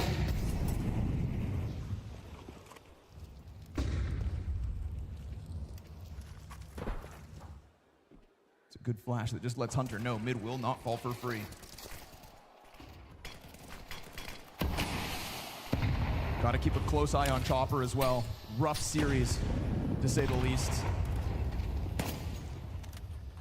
At the moment, another important position for him here in the first rifle. Waiting for their arrival. Oh, what should have got wind of that. Looks like he kind of noticed, but it doesn't matter. Snacks clears out spawn. That's his job. Donk high pressure. Zontix, he gets the kill that Donk sets up. Good flash into the spawn. No way. Blind! Oh, now he's doing tricks. Bomb runs over to the B site. CTs, do they take this chance? They at least clear Snacks from spawn. But it's a staggered retake to ask. They're literally sitting behind a mid B smoke at the moment still. And then if the CTs start to seem like they're getting close, there's going to be Molotovs thrown out. There they go. Both entrances burn. And with those doorways, the clock also ticks. They want to go for it. Getting closer. There's a flash here. Shiro's actually going to come playing through the AK. We've seen G2 let off the pedal previously in the post plant. m0NESY and Hunter seem on high alert. They don't go. They didn't get something to really commit with. And so despite showing presence and racking up costs, it'll indeed be G2 skating through middle into the B site. A 4-0 stop. Oh, and goes down. All 5 dead for Spirit. All about Snacks here. After this, it's a 4v5 win.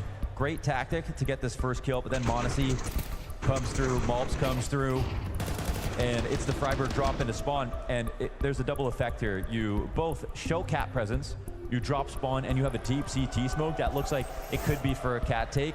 So the CTs are not only confused, but it slows down rotations.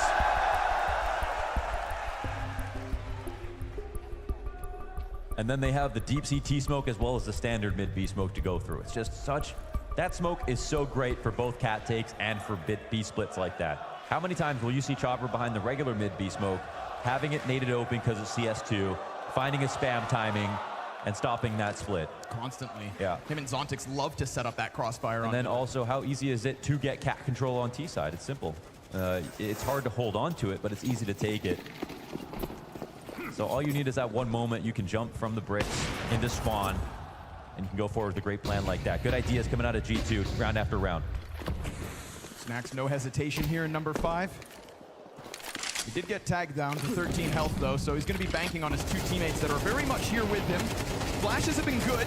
Can they capitalize? Yes, sir. Hunter, there's a couple. There's a third. Okay. Gets him through the edge of the smoke. Alleviates the pressure. Poised, 5 pistols. Nothing here. Spirit, they choose the right position for a fight when working with less, but everybody steps forward. It's another moment where there's a lot of damage done. We'd seen one earlier, but G2 still skating by with numbers. Yeah, they're absolutely getting outgunned just as much as outplayed. It's a mental block they've got versus this team.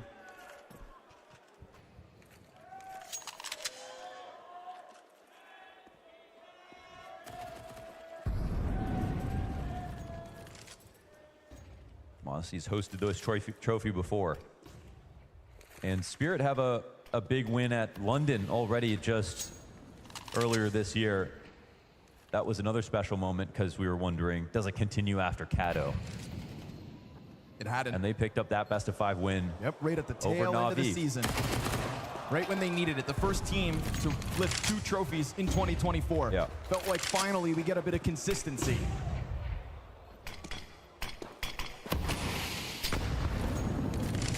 Donk, these last 3 players incredibly low, but Unfortunately, he runs out of util, so can't really keep that pressure up. That threat from Catwalk, not enough to really deter G2. But he's sticking around because maybe there is more to be had. Yeah, you might know about the health, but it might be hard to keep track of at this point in the round. Man, G2 looking at 5 straight here on map 3. It's not kills from Nico yet, 0 and 4, but it's m0NESY out of the gate, and that's a good sign of things to come. And where when one Kovac falls off, the other steps up. Yeah, and it's wild, man. I mean, G2, it was always a funny thing to say they can't win a map in a grand final. Even before that became the meme this year with Na'Vi. Nexus G2 would historically never be able to do it. Things have changed so drastically. If only Spirit knew how sick that shot was, they would realize that m0NESY's about to put them in a world of hurt. His mechanics have been nasty this event. Yes. I say this event. All the time. Just literally all the time.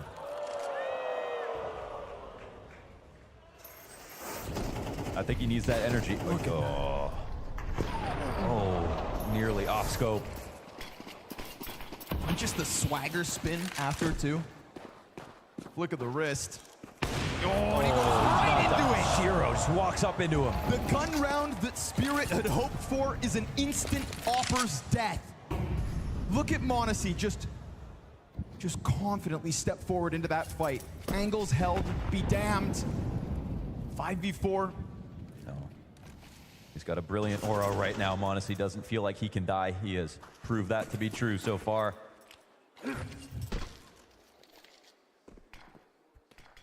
Donk, you need to take this game into your own hands. Dust 2, you've got lots of angles to play with. It's a confidence game with him. We know what that rifle can do.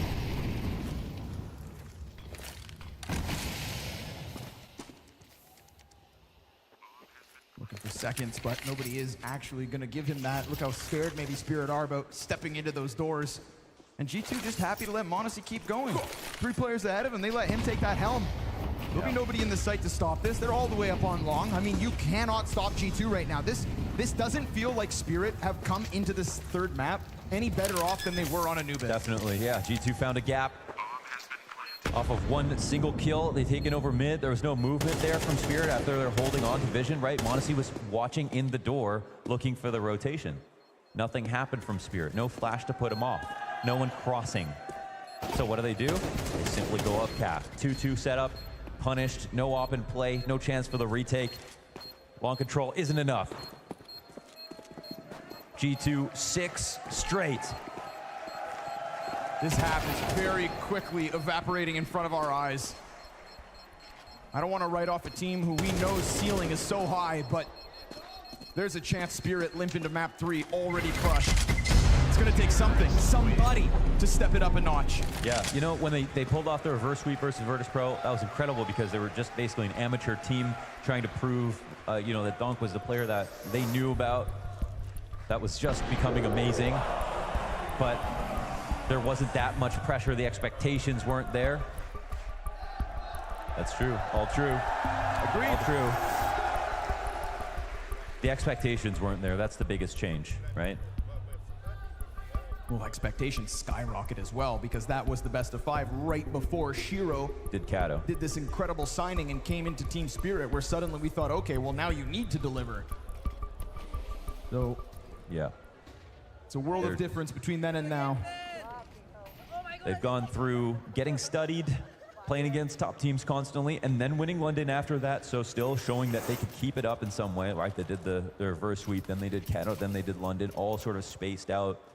But the tests don't stop, man. Even Vitality this year, we're looking like world's #2, the only team that can maybe beat Na'Vi, and they've missed out on their chances. Now they're falling out of the conversation. It has been cutthroat. m0NESY. Even G2 stealing a final away from Na'Vi. How the hell did that happen? Something special with them. That's how it happened. He is a key part of all of these rounds, dude. He will die to Donk. That's what you need to see, though. Magic's also finding his over towards long doors. Malbs was trying to be simultaneous with the attacks. Both extremities hit at the same time. And now we're going to have to bank on somebody else to step up. And Snacks puts himself in the perfect position. Yeah. And Magic's... It was looking like a full B commit, so Magic's was thinking there is no long control because this is the farthest extremity from tunnels. Snacks very, Very smart to be watching that.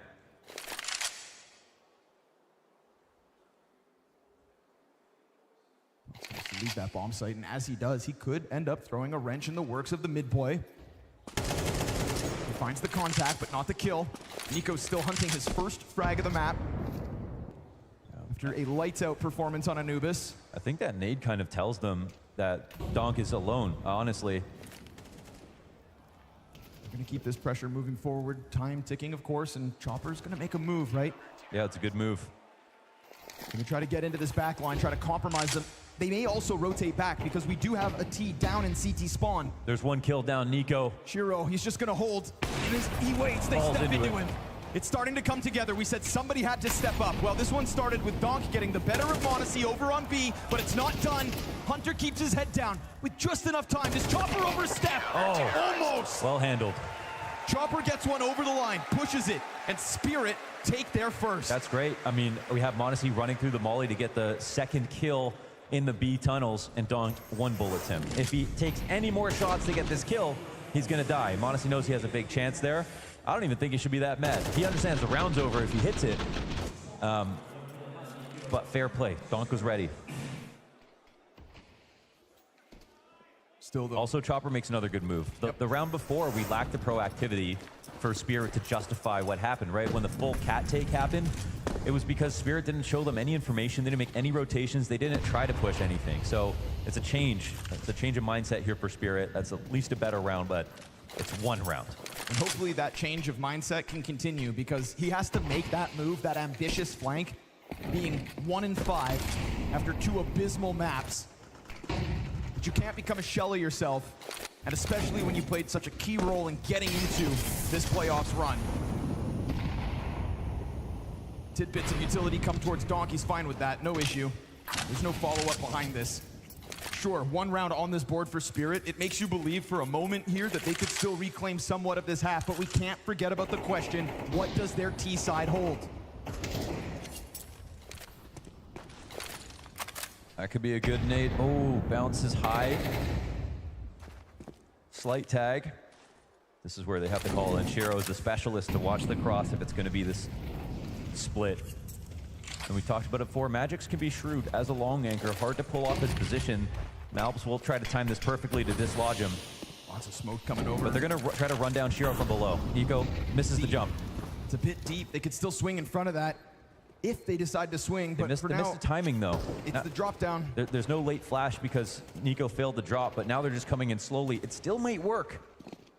Shiro's going to try to take it up, but right now Chopper's hanging on from sight. It's at least 1 for him. Nobody ever steps into Nico's crosshair despite him being on the hunt.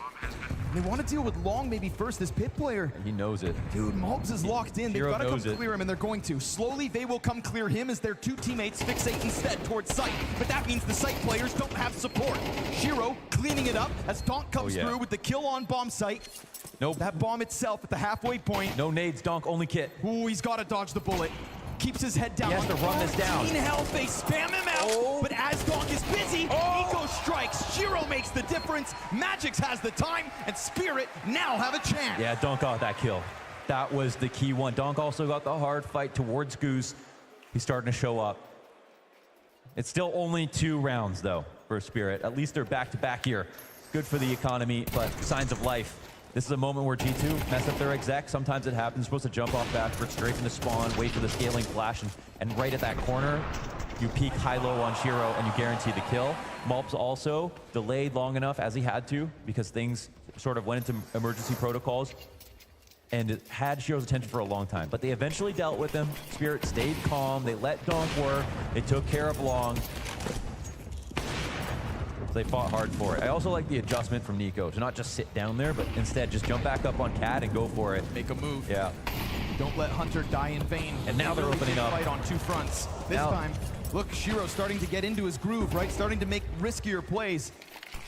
You're not going to take back this half to 6-6 without keeping it up in their faces. But Hunter rips Donks off, and that's tunnels taken over by G2 with it. Nice duel. Oh, interesting setup, though, here on Long. Is this the time that they want to go out for this? Magix makes it happen, but there's no way, surely. Usually have a second player here. Meanwhile, Hunter walks out. That's beautiful. I mean, he is taking over the charts of this third map. Yeah, no kidding. 13 frags. We didn't know who was going to do it, but if Hunter has to, damn it, he will. But making all that sound, the shot gets missed. Shiro. He's got some time before his teammates get there, but he doesn't know how much. Right?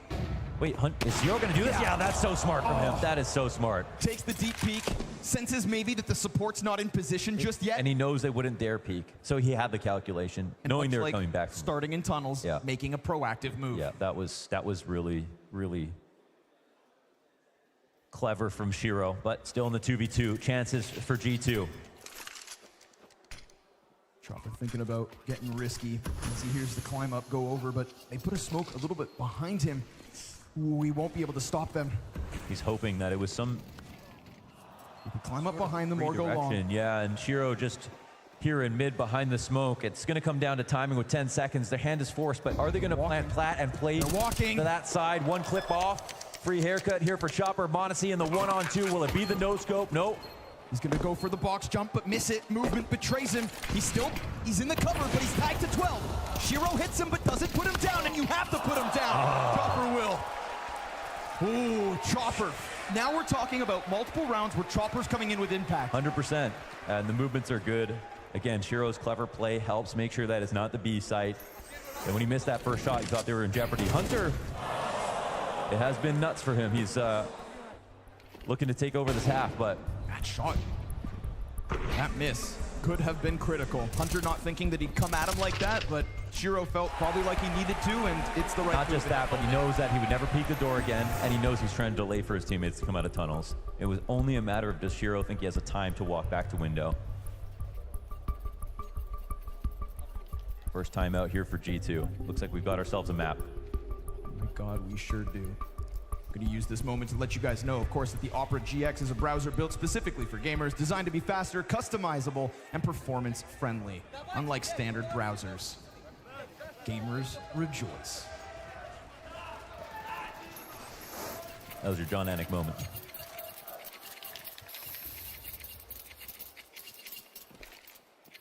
Let's see who wins the custody battle. Who gets to keep Donk? Winner gets to keep Donk.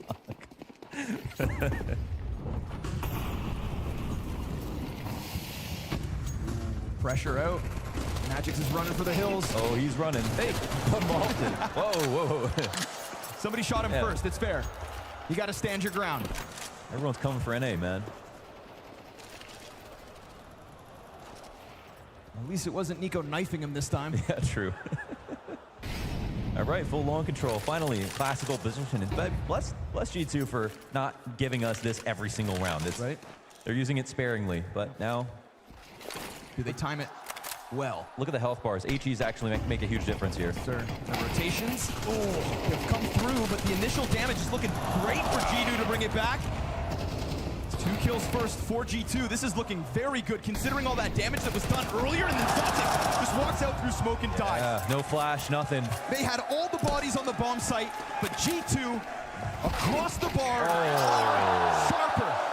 Simply sharper. Simply sharper. They were even killing themselves there. Still got away with it. Yeah, how much of that damage that we're talking about was actually done by their own teammates?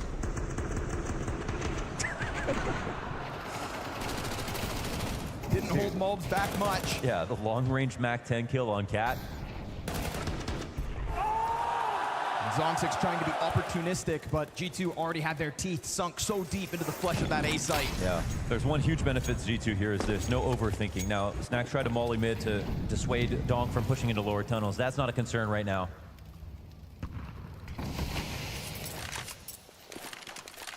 Constantly trying to go for this pick-off. So freely, he's usually walking around looking for this. We saw it very early. First op round for Shiro, and he's just met with that sniper down mid.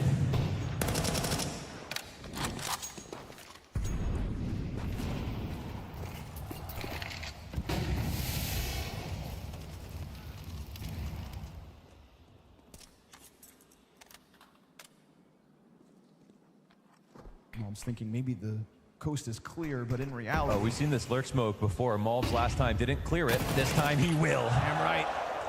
He's got the better gun. Slams Magix against the wall, takes total long control, and m0NESY seizing the chance in mid. He'll miss his follow-up, but he's got support, so he did. Donk actually getting the better of Nico. Donk back to the top of the charts for Team Spirit. It's a perfect ISO play that allows Mulbs to actually scale now. Shiro above. He goes wide. He sees a chance. Tough shot with the Galil versus an op. Okay, now it's time. Zontix here in the site. Donk behind him. This duo has had trouble on B-side holds. Yes, they have. Notably Zontix. These are better spots, though.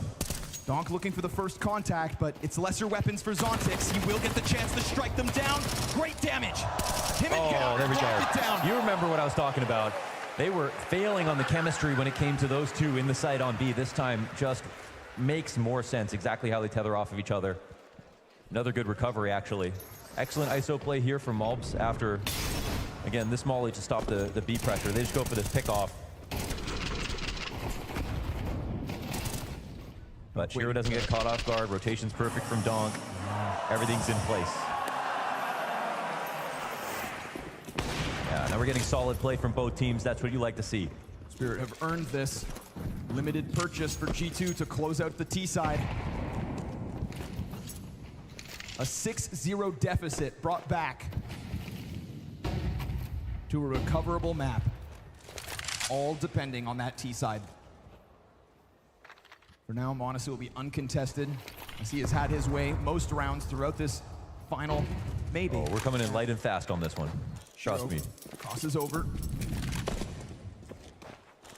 Little uncertainty as the long smoke fades, but he should have a reason to be nervous about Catwalk. Chopper's underneath, hearing all this movement. Can't afford missed shots. With a couple pistols. They now pick up that M4 off Chopper's dead body, and Hunter, this is great positioning. What a spot. He keeps the B anchors out of the mix. Donk tries to chase him down, but at what cost? You've already lost Chopper and Zontix. You've already lost 7 rounds on this and 2 maps in the back pocket to boot. This is key. Snacks is right beside him. They're shouldering Great a soul. headshot. What a clap. Donk wants more, but Snacks has that SMG pressed in against him, and he's got Mulbs on the catwalk to help. Shiro is the one that let them overwhelm this bomb site, so now he has to take it back, and he will fall. 8 rounds for G2. 5 from the win. My name is James Banks. Hi, I'm Launders. Hi, I'm Scrawny, also known as Launders Agent. We're going to be doing a dive into the last 12 months of Counter-Strike since the release of CS2. Improvements that CS2 brings over CSGO. Some positives are obviously the graphical and visual updates we're able to see from the game. That's a given. I think the game looks beautiful. The color and the vibrancy of all the maps is basically not even comparable. The graphics of the next engine is definitely a beautiful upgrade. Looking back at old CSGO matches, it feels like we're just in a different timeline in terms of how beautiful the game is. The smokes. Hate it or love it, I think that's actually a huge improvement that we can actually see through the smokes in the same way on both sides of it. Being the first game in FPS history to have a frag and bullet smoke interaction is really a next-gen improvement. It adds another depth, adds another level to the game as well. I feel like that's the biggest mechanical change that, as a commentator watching rounds, I am still every single time blown away by the dynamic smoke mechanics in CS2. CS2 has sort of rejuvenated the community and brought everybody who's been watching for the last 10 years together for the sole purpose of making this new game good and starting a new history. But I know there's a lot of things that people still want to see to make it better, but slowly and surely I still believe in Valve, even if it's taken us a lot of time. For me, the list of things that should be implemented into CS2 definitely begins with just content. This is a very small thing, but we've got left hand now, but rather than the stickers just be kind of reversed, give me the stickers looking good on both sides. Bring back Danger Zone, and I'm not saying that as a joke. All the game modes that you lost when CSGO transitioned over should be brought back. This is something I saw a player tweet, it's not really my idea, but it was about more crosshair opportunity and how you can change it. Right now we can change in 0.5 of the length, of the thickness, but maybe going in smaller increments, give you more options for what your crosshair can look like. Every person plays with a very different style crosshair. Everyone's got a different way they want to have it look. So let's give more opportunity in that as well. My #1 thing that I want in CS2 is scripting support. I want to make sure that people are supported with the appropriate tools so that they can work on the amazing community content that has made Counter-Strike the great franchise that it is. not so much about the gameplay itself, but I would love maybe a 20-year coin added. Steam has been out for 20 years. Someone like me has an account that old. I would love if there's a Counter-Strike coin for 20 years now as well. I'd like to see the sub-tick improve, or 128 tick. That would be beautiful as well. I think that the game and the esport itself is in a solid state. Let's make movement consistent, and then let's start pumping out game modes so that people have more things to play, because everybody just wants to play more Counter-Strike in all these different shapes and forms. The big question is the T-sides. G2 have done a phenomenal job of shutting them down in the first 2 maps. Not one T round won for Spirit throughout this Grand Finals. Singapore, you may be looking at the final half of your Grand Finals. Spirit may have not shown up tonight, as they always fail to do versus G2. Such a lopsided head-to-head. Can this time be any different now? Yeah, the streak and the record you don't want to see is 10 maps straight versus Spirit in this situation.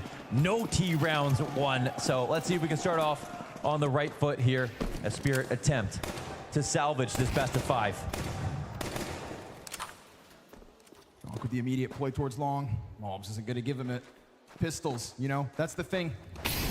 This dire stat line, it wouldn't be so bad if pistols haven't been the specialty of G2, because their confidence has just exuded throughout this best of 5. And Hunter, man. There's another 17 and 6. Pressuring into the tunnels. Oh, that's a big one. If it won't be Nico this time, then it may be Hunter to step up alongside m0NESY. Man advantage G2. Spirit sat outside doors, trying to recover. That's been the tale of this entire best of 5 for them. From map to map, from half to half, trying to recover. Oh, that's a nice shot, Snacks, Not man. gonna let them do it. That's a second. And Shiro's carrying the bomb. Oh, he tries, but Mobs hits him with the swing. Nobody can do anything. Spirit have stepped forward into yet another T-side, and a pistol escapes them, seemingly. Donk is devilish, but at the moment he is soon to be surrounded, and he doesn't even have the bomb. How do you cross over with CT being held? 4 players watching for him, waiting every turn. Oh, but Snacks is gonna catch him off, and Snacks is in with the impact as G2 look to put an end to this one quickly. It's an excellent pistol round, an excellent last map for Snacks, straight up. It's looking like a new day for this man. And Hunter, it's been him all day. Dust 2.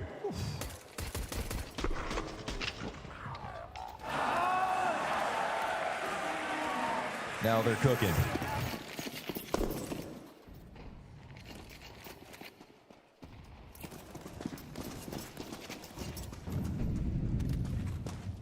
Zero T rounds.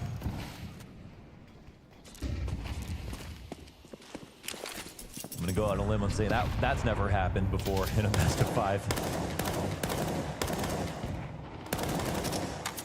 When some records end, new ones begin. Good interruption here from Hunter.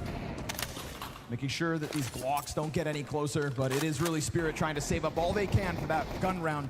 If you're gonna turn around this horrendous T-side situation.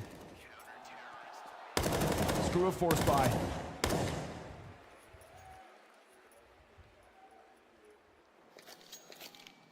Snacks has had his awkward moments on the B side as well. We talked about Zontix and Donk not finding that synergy before. Hunter and Snacks have also. But it looks like off guard, but it's good. Hunter, this time will be different. Makes sure to put him down on the exit. No entry allowed. Double digits. We'll see though when they get tested on the full rifles. That's something where Spirit have also game planned towards G2 on this side of the map, probably because of Snacks and his weaknesses of the past. But yes, it's reset.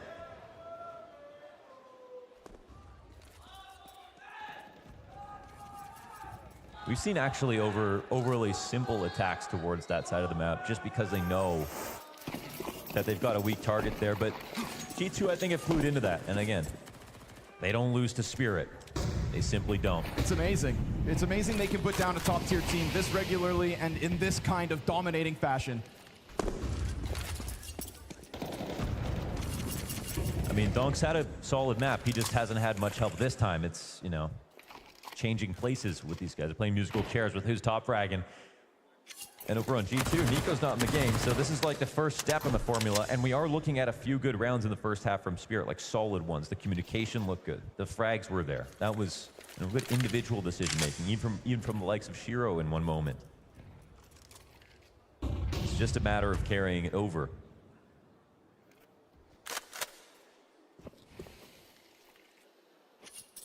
Gonna be no interruption this time around. G2 happy to let Spirit just make their moves. Going back to B. Why would you be nervous? Why would you be scared? Nothing intimidating out of Spirit so far.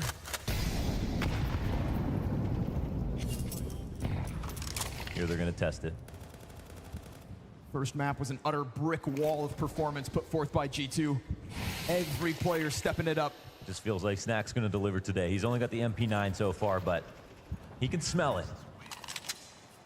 They're ready to pounce once that smoke goes.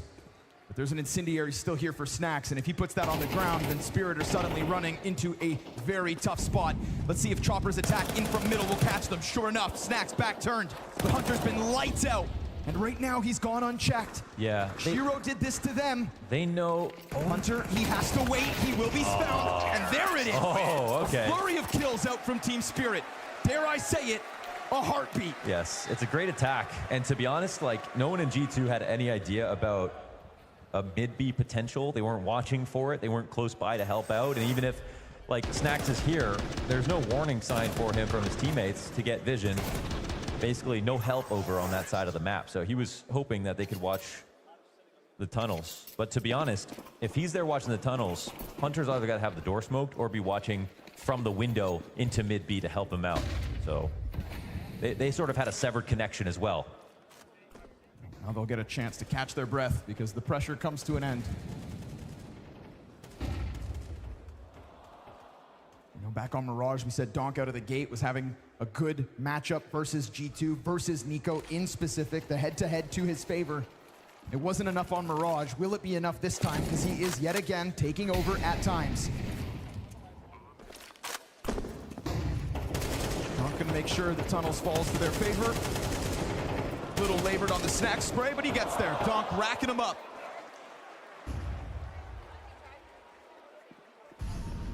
Push G2 ever closer. Magix cleans up that bomb site. All's good. Pistols will not prevail here. I was nervous for Spirit that they had been crushed, but it seems like they've got something. Finally, able to lift that absolutely empty-handed T-side stat line. Yep. Now they begin. Yep, now they begin. Is the Spirit comeback possible? Everybody wants a show. And that burden falls on Spirit to deliver it. G2 have held up their end of the bargain. Firepower all over this map. Ali instantly in with the timeout. We haven't been talking about that much. And you got to believe that that's an incredibly relevant point at the moment. Been listening into the comms with Snacks, so we've been talking about Hallie and their conversion rate after he gets involved. Right now, T-side is the main focus. And yes, they have at least converted, but they're still looking for a streak. They're looking for the map win at the very minimum. So we'll have to see.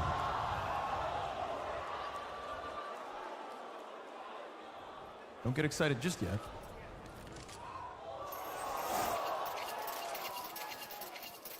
Four-round game. Yes, indeed.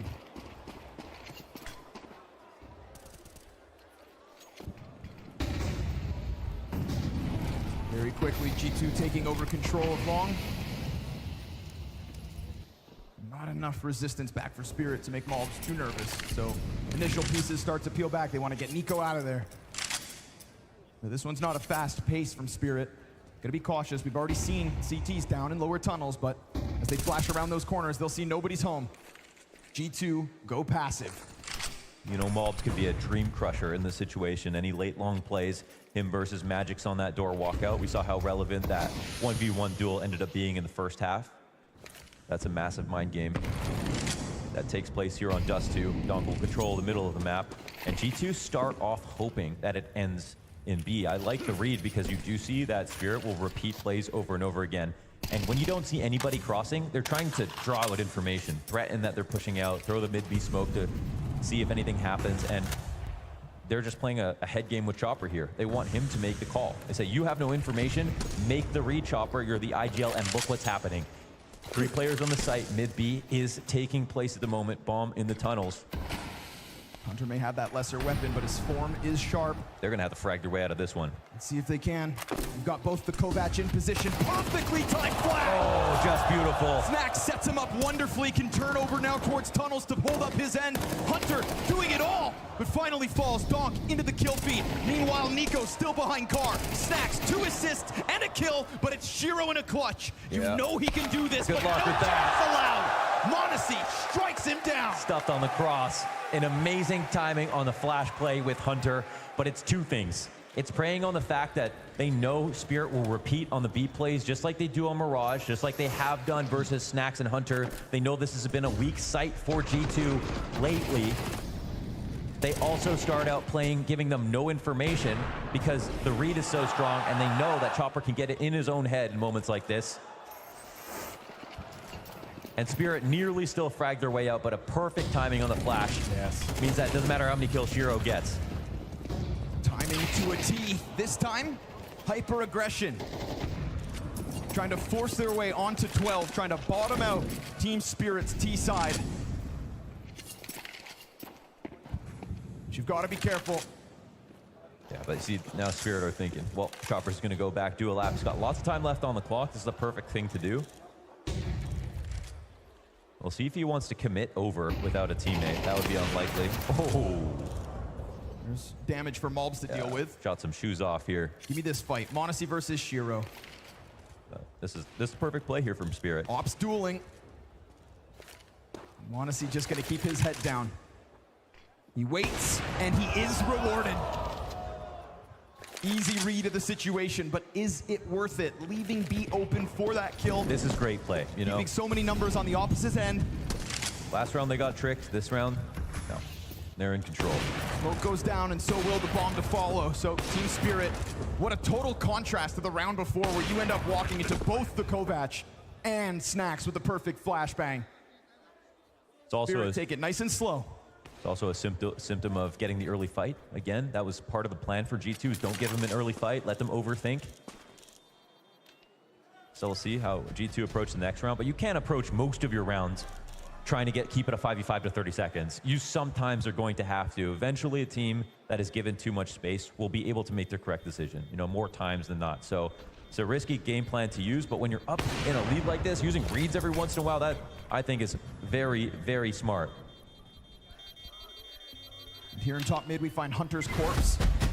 One G2 player to die, immediately sprinting up top middle, so playing down a man. Spirit hold it back here thanks to Magics, recalibrate, calculate, and prevail. Yeah. Hunter knows anything tips the scale at this point. Any one small kill in favor of them.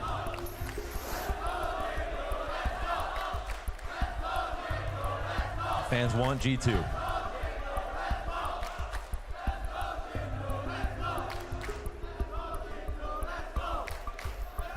Certainly felt like theirs for the taking. We finally get a lifeline here, finally get a T side. The makings of something to offer in this best of 5.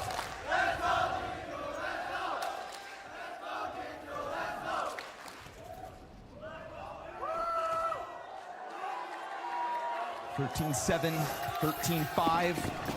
7 rounds at least here for Spirit, trying to get this map to be the closest of the 3. Nico's gonna not go back on long. He's gonna open up his smoke. There's no follow through behind this, but the numbers are there if they want to go. Oh, are they ever? Yeah, always nice to grab the long control fast, but we haven't actually seen them convert this into a full long take right off of the map control. Last round we saw G2 immediately evacuate the B site. They knew it was going to be a handshake agreement to long, to 5v5 up. We actually saw G2 execute on this so well. And they've also been good at finding the timings to punish. Again, it's all about this long corridor and finding the timing where they're starting to walk up. Not playing anti, not playing back. And G2 are here and there, throwing in utility, looking for timings. It goes deep into the Sight, and with that, m0NESY has to lean back on box instead. They're all here. Yeah. They're all there, but like you mentioned, they don't always go forward, and so they take their time. wow. Gives them something to think about. They say, you don't want to come to us, then I'm coming at you. Oh, that's huge. And as he groups up with his teammates, that jump over from the smoke, it's 2 players caught with a slight gap, damage done, 1 slots in, more CTs ready to go. G2 ready to fight, trying to end it. But as they get closer to that site, Donk's going deep through smoke and Spirit coming through with all the kills. They take their sweet time until Hunter comes through with his. He's stuck though. Oh! What was that? Lightning strikes twice in the hands of the Flash. And Hunter continues his impact. It's for 12.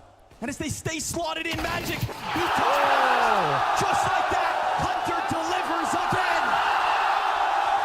Oh my God, it's another Kodak moment for m0NESY. Put him on a t-shirt.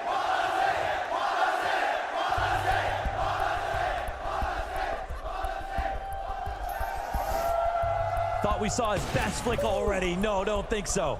Nothing but slick flicks in Singapore. Magnetic to the bomb. And Hunter that whole time locked into that cubby, SMG in hand. Wow. Putting up the framework of a defense for m0NESY to sprinkle in pizzazz.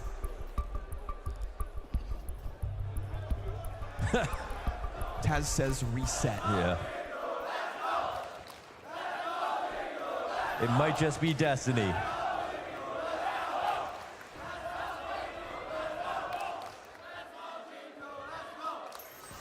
Oh, that was mad.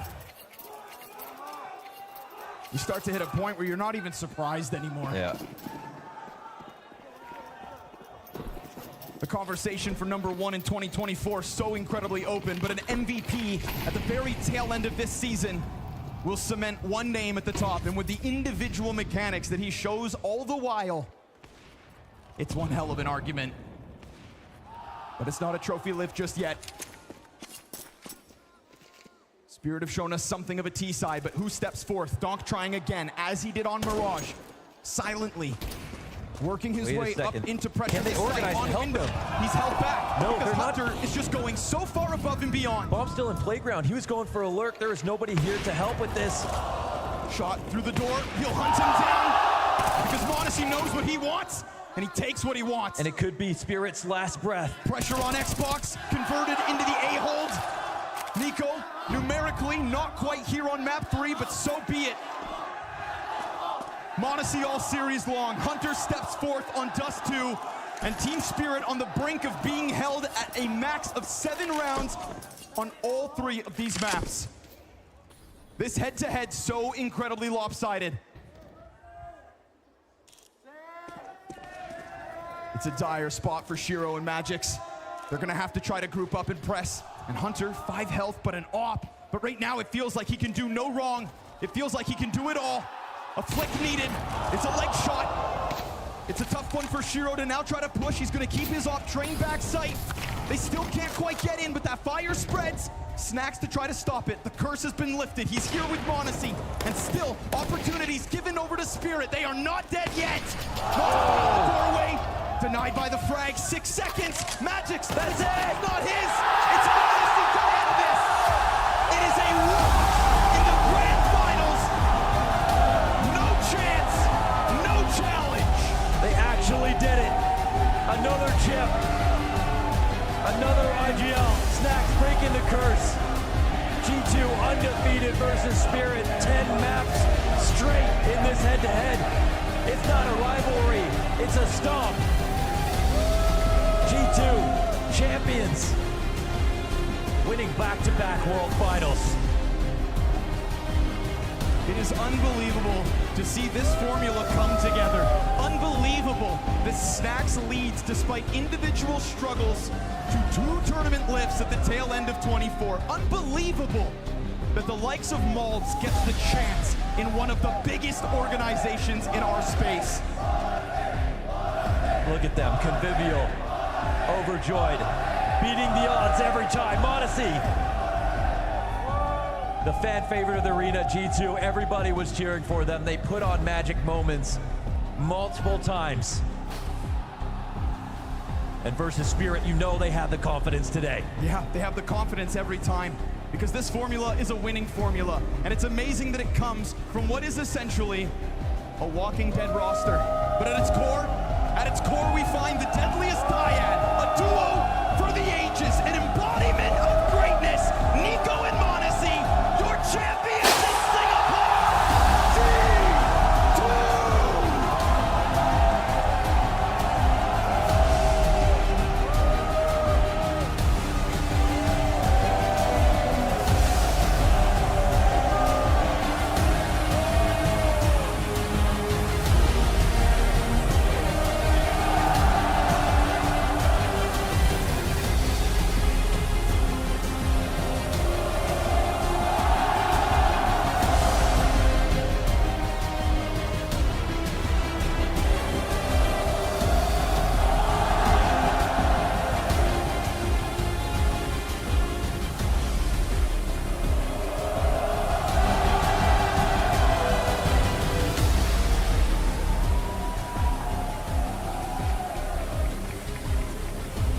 Another blast trophy here for G2. And this crowd absolutely loves them. Malves, you came to G2 to win trophies. You got yourself a World Final one in your hand. How does this feel? Was it worth making that trip, moving over to Europe, taking this jump? I just feel super proud. Like, I never expected myself to win 2 Tier 1 events like this. And I'm just really happy to be here. Like, I love my teammates, and it's just a super, really good, like, environment. And I'm just really happy, and yeah. You're always happy. You're always smiling since you've been in that G2 jersey. Anything you want to say to your dad as well? I know he's watching at home. Sorry, can you repeat? Anything you want to say to your dad? He's surely watching me, so gracias por verme, papá. Eso es para vos, sabes que siempre te lo digo para vos, y siempre que sigo jugando aquí es porque siempre me apoyaste y te amo un montón. Thank you very much, Malves. Hunter, Dust 2, you said it's my turn?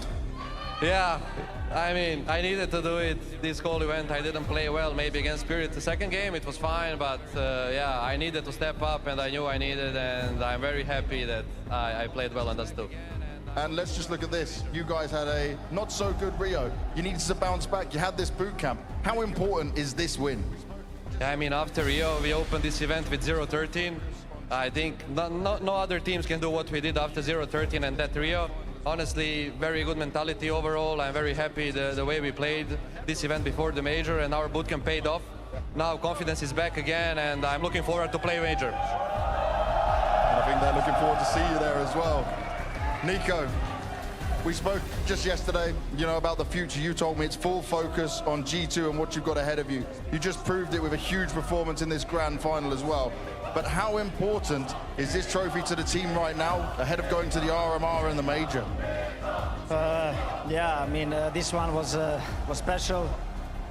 It means a lot, obviously, going to the major, huge confidence boost, and I'm just proud of everyone, how we bounced back after, you know, 13-0, and just speechless right now. And I mean, everyone knows that every event now means a lot to me, so yeah. For sure. And this crowd has been loving you. Guys, you got some love for Nico? Taz, you told me this event had been stressful, but how do you feel now? Hey, I'm a big pussy now. I will probably cry, so I'm just proud of the boys. Proud of the boys and proud of the work you guys put in. Monesi. This trophy is nearly as big as you. Another MVP performance, another trophy, another level that we see things you do that is just absolutely wild. This crowd, they all screaming your name, Monesi, Monesi, Monesi, over and over again. You want to say anything to them? I fucking enjoy it. And for you, another win, right? An MVP level performance, you dominate once again. How close do you think you are now to that top 1 spot? I don't know, I don't think about it, but I'm obsessed with this game. I love this game. Snacks. Come on!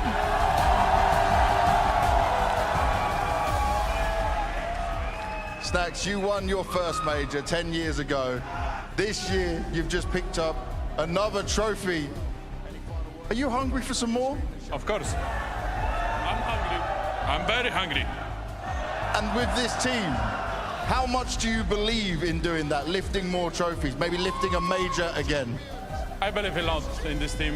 We're playing really good CS. We have good chemistry in the team as well, and I just enjoy to play with those guys. And they all enjoy seeing it as well. Any final words for all the fans out here screaming and shouting for you? Polska górą!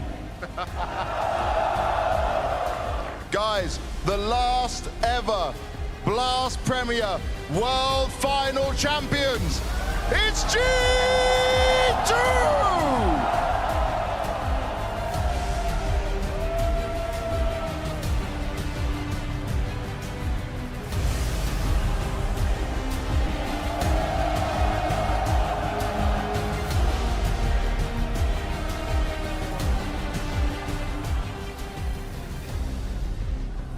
Oh yes, take a bow, G2. 5 times tearing down Team Spirit, but this one nets them their 3rd trophy of 2024. Jacob, the final World Finals champions is G2. And what a deserving way to do it for G2. They started off the tournament in the worst possible fashion they could by going down to Team Liquid 13-0 on Ancient. Then somehow, some way found it in them to turn it around.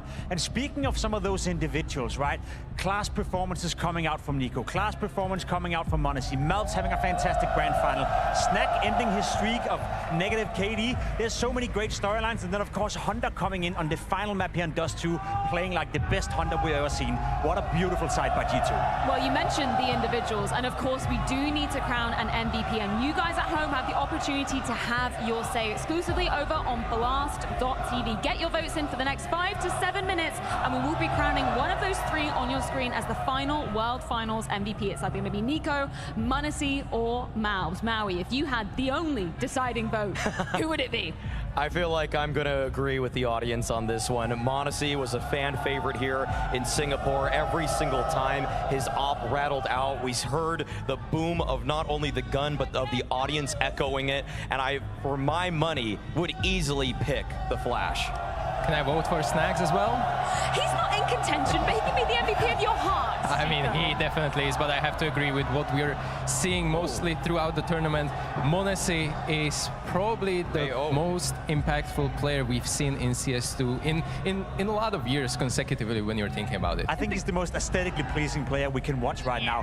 When you look at m0NESY play Counter-Strike, the flick on Dust 2 we saw 10 minutes ago, the entire audience, the entire room doesn't believe what they're witnessing, right? It's one of those moments that if you miss, or sorry, if you blink, you'll miss it. m0NESY right now, to my understanding of Counter-Strike, mechanically speaking, the best player in the world. Now, mentality-wise as well, maturing, getting better and better game by game, he's one for the future. It almost sounds ridiculous to say, because we all know it, but if he keeps on getting better and better and better, then what is the ceiling for this kid? I mean, he's beginning to love this team. I feel like the jubilation on the faces of G2 is such a stark contrast from what we were seeing earlier in the year. Of course, they had that just out of nowhere victory at Dallas that somehow sent them to the top. But in the growing pains that we saw when they first picked up Snacks, there was frustration in the faces of these players. They have overcome that. They have found chemistry. They have found a style that is suiting them at this point. And it's not necessarily the most tactical. It's not necessarily the most layered, but it works. That's the difference maker right now. As of this season, as of the second half of this year, they are the second most successful team by Na'Vi, and there is no question about that. Think just about how young m0NESY is in this context as well, and how poetic it is. His first ever Tier 1 trophy was back in Abu Dhabi, the Blast World Finals 2022, now lifting another one here today, Stico. And its general approach, how they're evolving throughout the tournaments as a team and as individuals. You've seen mentioning a couple of times where they start the event, bombing out Rio, and then 013 here to open up the things, and then it was just completely different G2 coming through and through match by match. We just saw some highly emotive images of Hunter and Nico together, sharing a trophy on their shoulder. This could possibly be the last time we see them ever doing that in the same G2 jersey. Imagine getting to experience it with a part of your family, right? Sitting next to part of your family, winning trophies, fighting blood, sweat, and tears. We often speak about these big moments, and of course, right now, that's what we're focusing on. But leading into these big moments is hours and hours and hours of practice.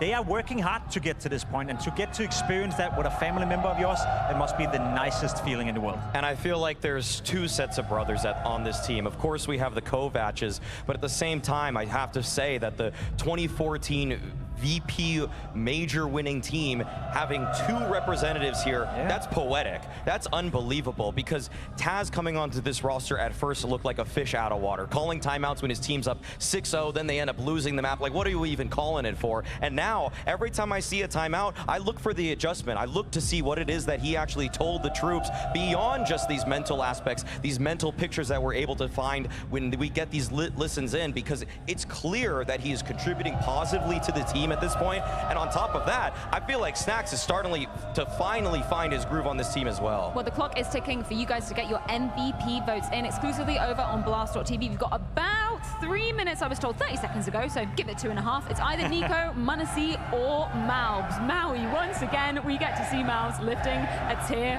1 trophy.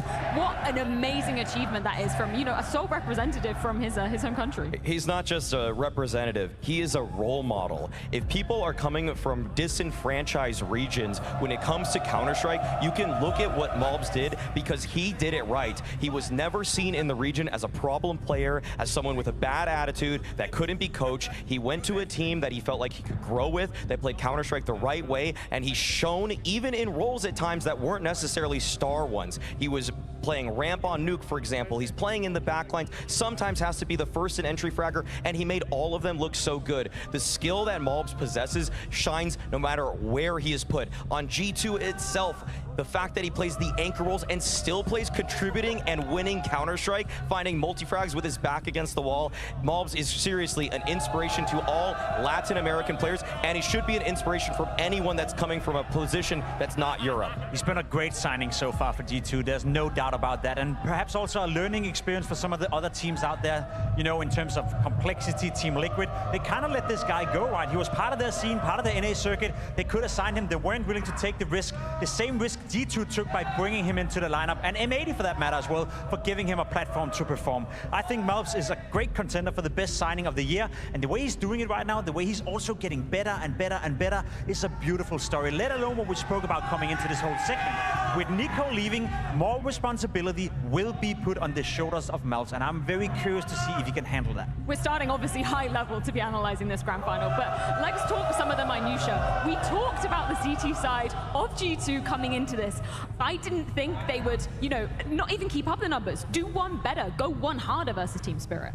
Oh yeah, it felt like they knew from that very first gun round exactly what Spirit were going for. Spirit were focusing their efforts on these B attacks, the mid-B split to start, then they go for another one on the very next gun round, but the adjustments were made. We saw that G2 actually sought it, Nico hiding behind all of his teammates in the car position, and everybody else was there to support him as well. There were players coming in from multiple angles. They just knew exactly what it was that Spirit was trying to pick on. They were trying to pick on Snax, but it didn't matter because he was able to find impact along with Hunter and Nico too. I think Snax and m0NESY are just about to make the years of the fans in attendance here in Singapore. We've had such an incredible fan base turning out all weekend long.